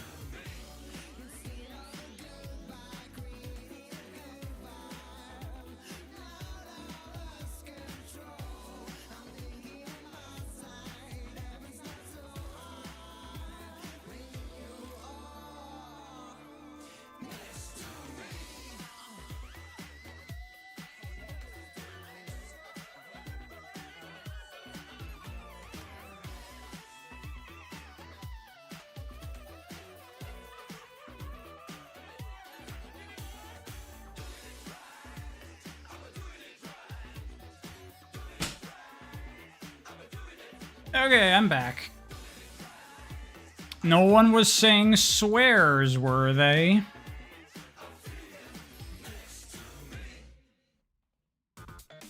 Wow, everyone's talking shit on Pariah. Poor guy.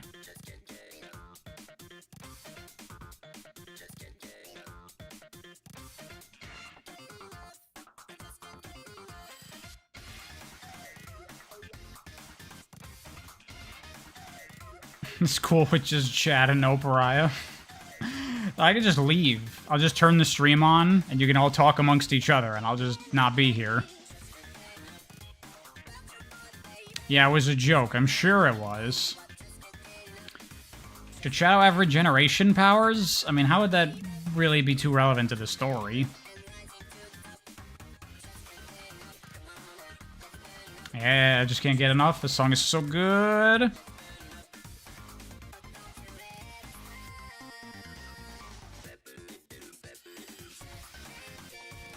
So where were we on this? Oh yeah, I mean, this kind of just, like, connects right into that, right? Look, we have connected that bridge.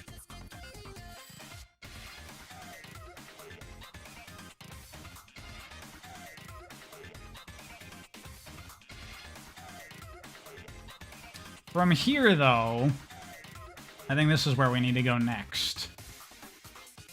So we have our objective. We got Eggman now. So now is the time to look for the first Chaos Emerald, I think. Should the first one be the one on the Ark? No, wait. We're going to do the Ark later. Once the problem with Alice's illness comes into the story more, right? Is Silver going to do anything? That's a good question. We need to give him some character stuff. Beyond just he's there and has his powers, you know? What do we do with Silver? That's a good question. Alice wouldn't know about Shadow's connection to Omega, so she's fixing it because she's cool like that. They might, you know, there might be records of Shadow and Omega fighting together.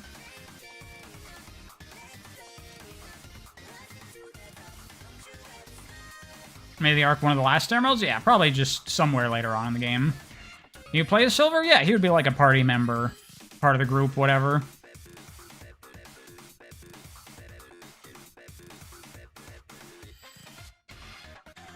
Does a story need Silver? Well, one of the things I want to do is to make Silver not a garbage character. So I would like to do something with him to make him work.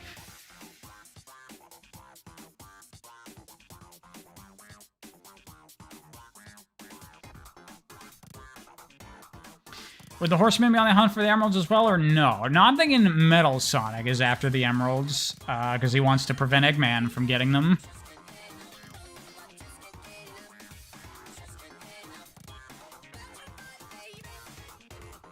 Oh, that should totally be Ace Phoenix Gaming. I'm just realizing that's where Shadow should be, like, initially, right?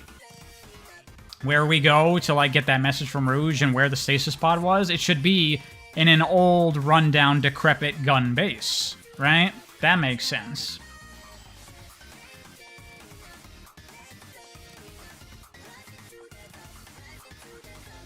Yeah, you know, I suppose off the start of the story, maybe Shadow just has a Chaos Emerald that Rouge left him.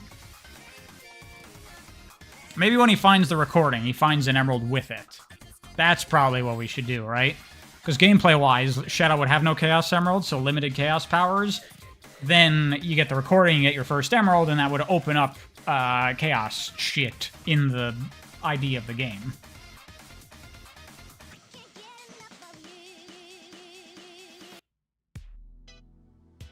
What up, G? What? So we'll just add this a little bit. Turn to the gun base for Shadow and Statius.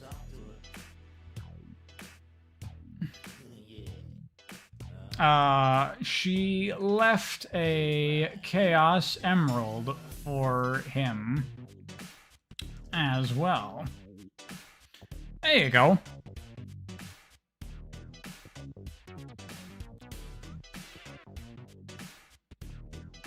What is Shadow Apocalypse? You're new to the channel. It is a fan story that we've been doing together on streams, coming up with ideas for a theoretical new Shadow game. Just for funsies, really.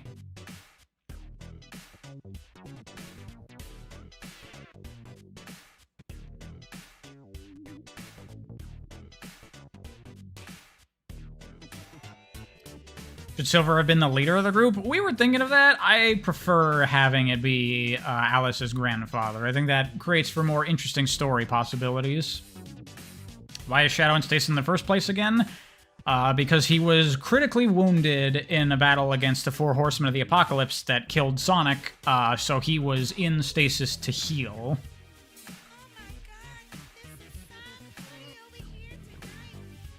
And something went wrong with the healing process, and it took a lot longer than it was supposed to.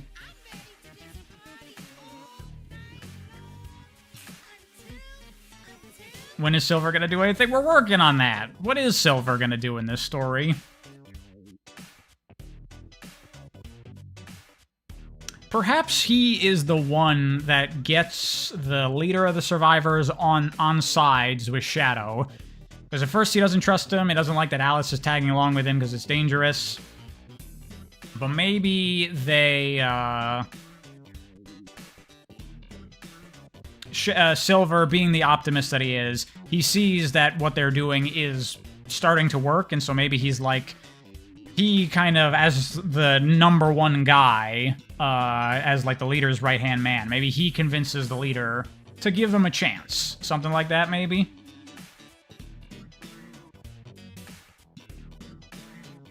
This is so unintentionally Mega Man Zero. Yes, it is.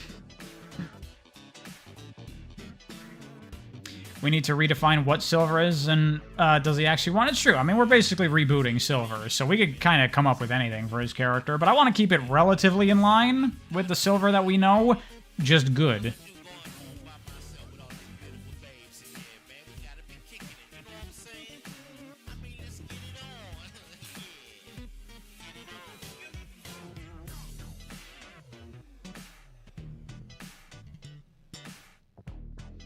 Oh, I have Silver play a role in getting Scraps to join Shadow in the group. Yeah, you could definitely do that.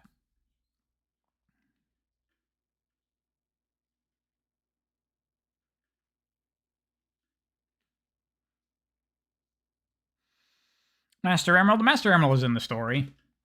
They're going to have to get it later.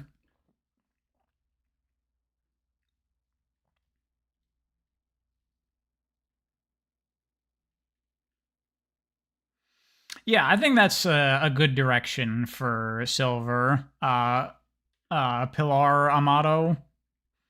Something where, yeah, at first he is like, not super getting along with Shadow, but not outright antagonistic. Until, I think the moment for him that where he's like fully on board is once they activate the first machine and it makes the air breathable again.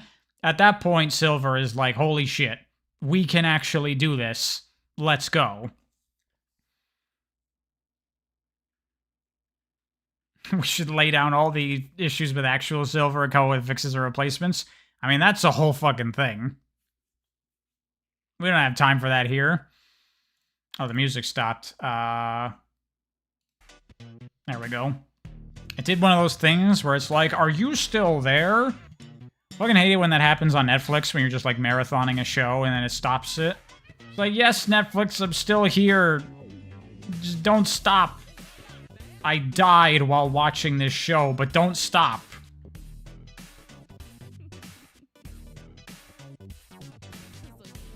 Nah, Canal do Zenny, I don't like that idea.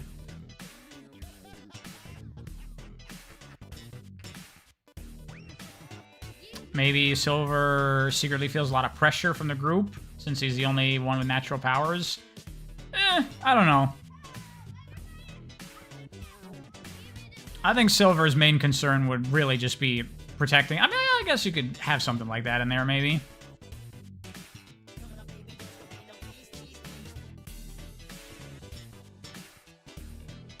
What does he actually do in the story? We're working on that.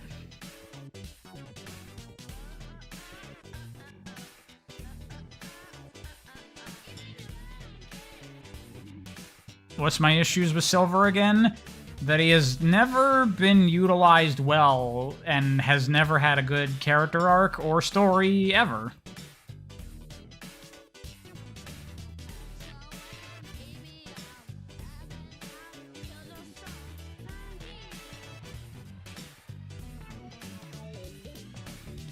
Who is gonna be the replacement for Rouge's lost assets?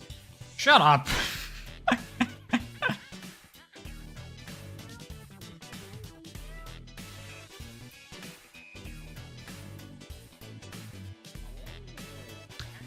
No, Iger Jade. Well, I mean, it depends. Do we want to do it the Sonic Team way? Because then it would be, oops, all humans plus Silver.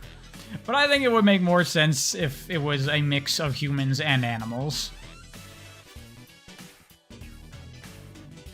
Is he still Trunks?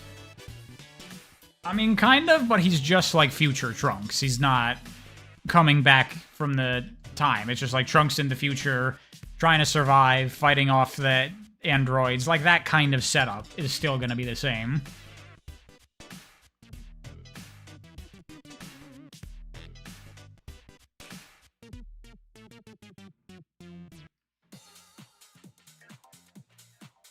So is DBS Trunks? I've never watched DBS. I don't know. Do the other animal characters also have powers and shit, or are they completely normal? They're just gonna be, like, background people. They're not gonna be important.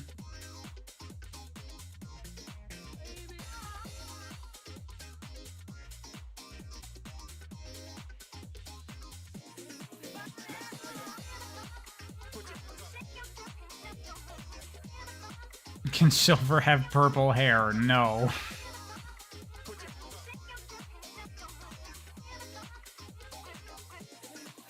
I don't really think that's a good idea, Neo Arcadia. Silver's positivity should be the right mentality to have. That's like what we're going for with this story.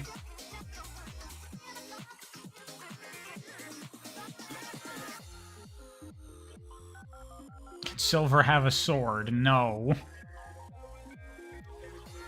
You're working on an egg mech design right now? Cool. Send it to me.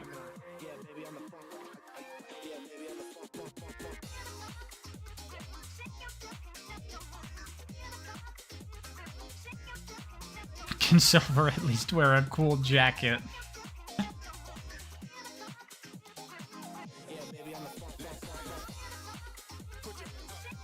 I'm sure there's probably already fan art out there of Silver dressed up like Trunks, right? With the jacket and the sword. That's gotta be out. There's no way that doesn't exist.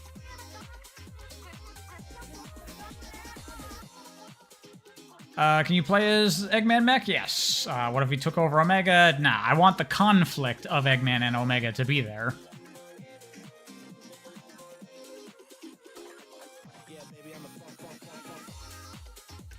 Really stuck on this Silver stuff. We're gonna have to come back to that. We're gonna have to come back to that.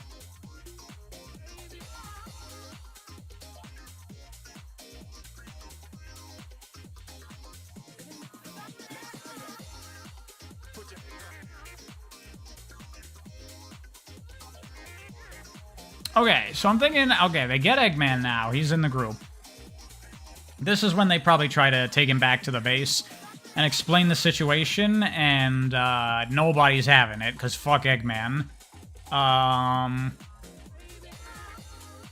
So then the group is probably going to go off on their own, activate the first machine, clean the air, and that'll be like a big moment of everyone can take off their masks, and they can breathe fresh air for the first time. And then it'll be like, okay, we're on board with this, right? That could be where Silver then comes in a little bit more into things. Shadow, Eggman, and Alice continue on to try to find the first machine. And the leader's basically like, well, you're on your own, you got nothing. And then, like, right as they're leaving the base, Silver shows up there, and he says that he's gonna come with them. Because he wants to do more than just survive. Something like that, right? He sees everyone around him suffering, and if there's a chance to make a better life for everybody, then he wants to take it. That's a good idea, I think. We'll say Alice doesn't go here, actually, because she's going to stay behind because the leader doesn't want her tagging along with Shadow anymore, and she's going to try to work on repairing Omega. How about that? That works.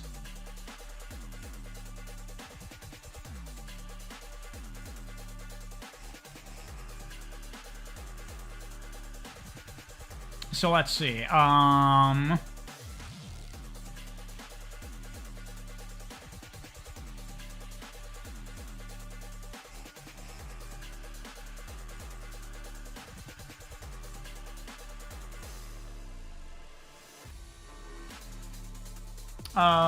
Okay, we can just...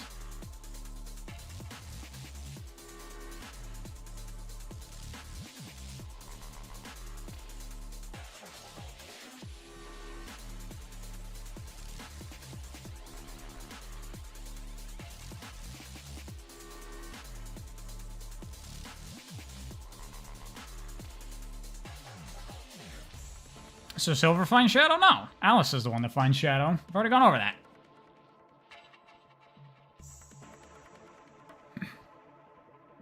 I'm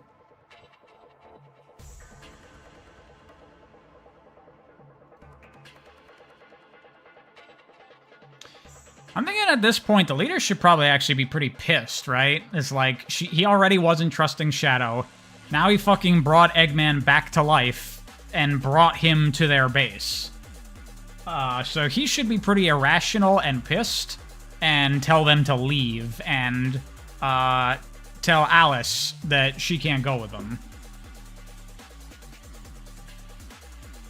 Am I gonna make a video on this when I complete it? I don't know. Maybe. Probably not. Okay. So...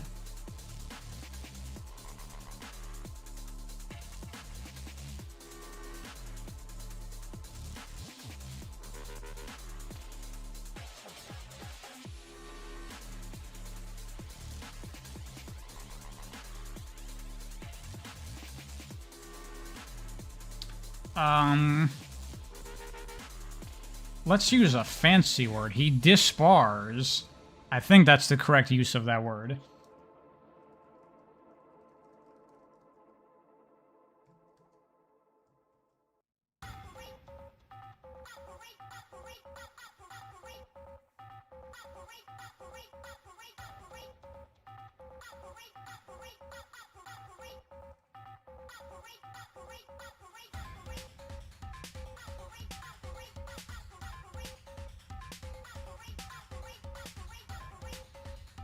Alice is a lawyer now? Isn't dispar just, like, disallowing someone from doing something?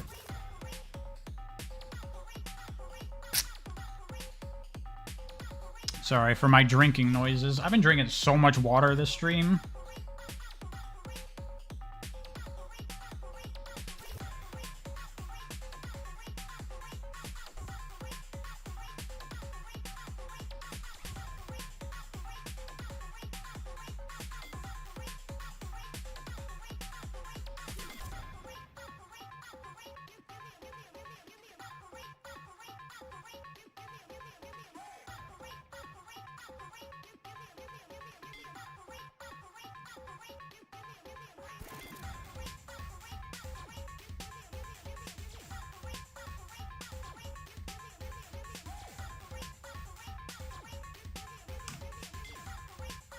There we go. I think that works, right? Would Silver end up going super as well? I think no. This is a Shadow story. This is Shadow's time. What is Alice's age? I think in an earlier stream we came to, like, she should probably be, like, 17? Something like that?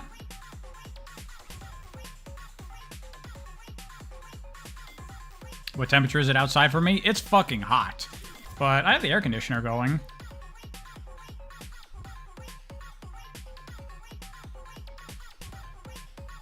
You like what the story's going for? Yeah, so do I. We might do another stream later this week. Because I don't want to spend half the stream recapping where we are. Because it's been so long. So maybe on, like, Wednesday or something, we'll stream again. And, because I feel like we're coming pretty close to having this mostly solidified. And I might add in a couple extra bits between streams of things we've already talked about. And then maybe next stream we could, like, you know, finish this off, possibly. Will Alice be playable? Yeah. She's, like, one of the party members. If I accept more fan art, of course. Feel free to send me anything. Need to come up with a reason as to why he doesn't go super or just canon this story. I mean, we'll just... He's busy doing something else or whatever. We'll find... You can always BS whatever you want to happen in your story, however you want to make it happen. That's half of what writing is, honestly. It's just making what you want to happen through whatever means you need.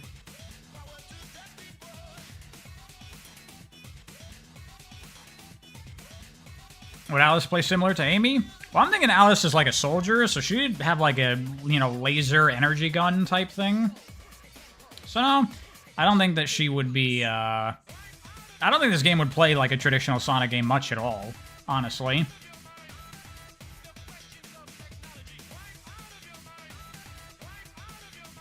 You think a video on this would benefit this project? I mean, this project isn't a thing. We're never going to make this into anything. At least I don't plan to.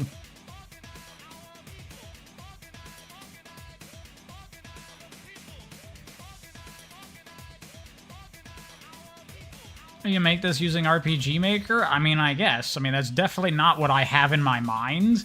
But you could theoretically get this story across that way. But that's still a shit ton of work that I do not intend on doing. Could Alice have Shadow's bike? Something like that might be a way to justify her keeping up with everybody. Some kind of vehicle.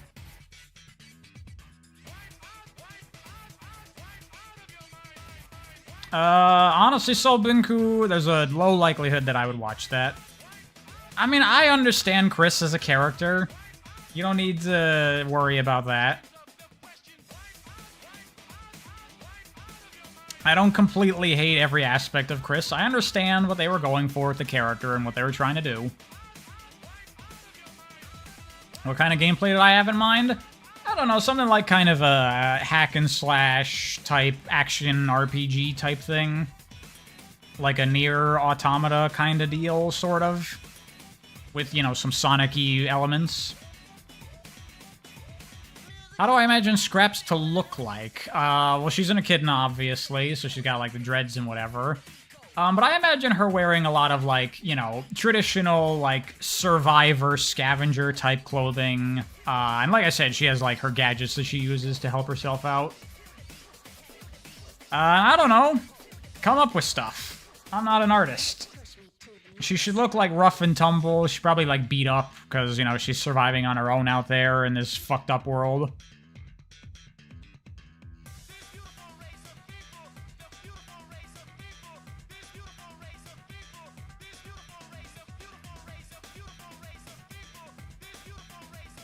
Possibly. We still have to even figure out what the fuck Silver even does to begin with.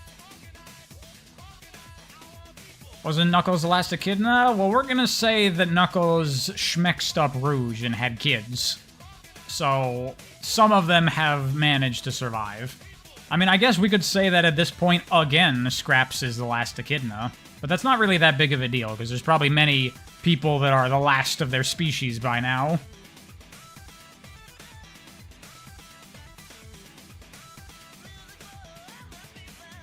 Let Alice have extreme gear to keep up with everyone? I don't know. Probably no, I'm gonna say.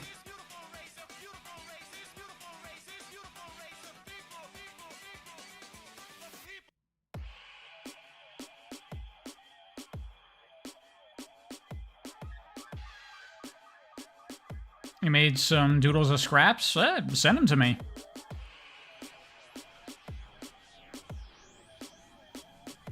Knuckles and Rouge kids should be vague like Sonic Seth? Yeah, I mean, we won't even acknowledge it. It's just the character will be evidently have traits of Knuckles and Rouge that you just draw that conclusion.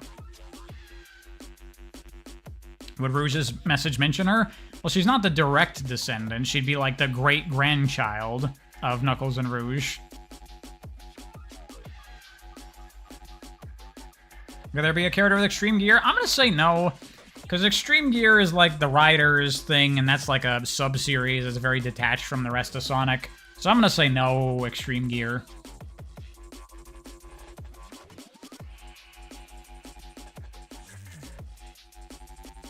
I guess at the very end of Rouge's message to Shadow, you could have, like, her kids coming up, and, you know, you see them a little bit, and then she's like, alright, Shadow, good luck, and then she turns it off. You know, that could be something that you do. You sent the egg mech design? I'm not gonna look at it right now on stream. I'll do it in between, and then for the next stream, I'll have it all ready. I guess we're kind of, we have some stuff. I'll try to write in some of the bits that we've talked about here, and we'll pick up for next stream, hopefully on Wednesday. But I think I'm going to call it there.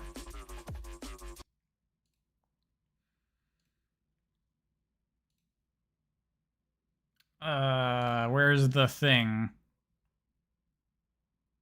Here's the thing. I added an extra bit to this. Look, I'm doing the YouTube stuff that YouTubers are supposed to do. Pariah is now truly selling out. Is this document going to be available to view? Yeah, I'll post something on, like, the channel's community page. I knew I said I would do that after the last stream, but I didn't do that. But I will actually do it. Actually, hold on. Not done yet with this stream, because there's one thing I wanted to try. Because we've been listening to music to stream anyway, right? I mentioned before how I've been thinking about maybe getting some, like, custom music, commissioning one of my friends to do it for me. So I was talking with him about it, and he's looking for, like, you know, musical influences to send to him of, like, the kind of vibe and style I want to go for. So this is the exact situation which I would play that theme music, is right now at the end of the stream as we say our goodbyes and chat for a little bit. So here is some music that's kind of like the sort of thing I would want to send him as, like, inspiration and influence for the vibe I want to go for. So let me know what you all think of this.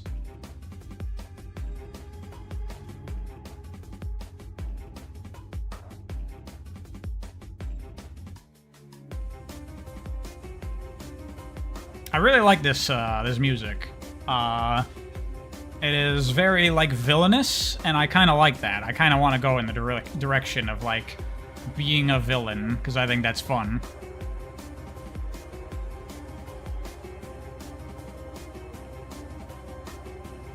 I mean, this is not the music. This is from a game. This is like the kind of thing that I would like my theme music to kind of be in this ballpark. We haven't even gotten to the good part, everyone. Calm down.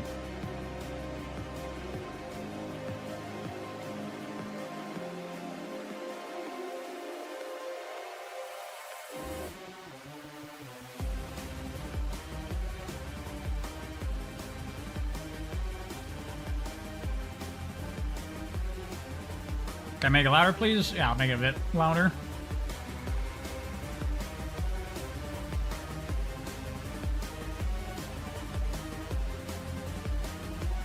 For an outro or intro sounds cool. Yeah, like, I would probably have this playing, like I said, at the end of streams, like right now. Or, like, at the end of the video, I want to make, like, a little card of, like, you know, thanks for watching, like, subscribe, all that annoying shit, so I don't have to say it every fucking video. And, you know, that would be on screen for, like, 20 seconds, so have something like this going on in the background.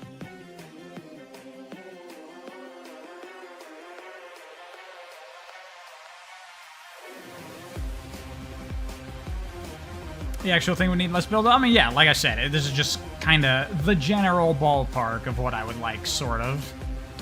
What's this called? This is Crow's theme from a game that never came out called Rising Thunder. That game has a lot of good music in it.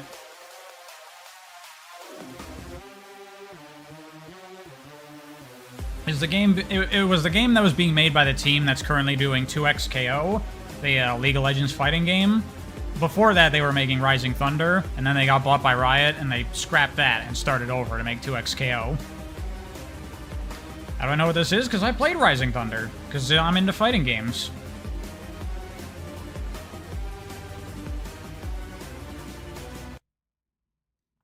So yeah, that's the song. I like the vibe of it, as well as a couple other influences I want to send my friend, but that's the kind of thing. Might be a bit too upbeat for the tone of my streams. I don't know.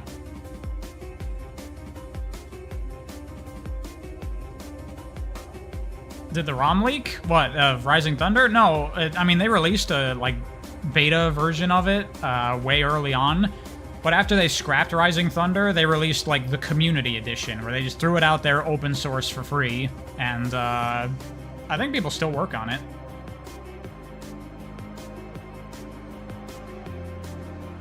It's a cool game. It's really fun. Yes, it is good. It's a very good game.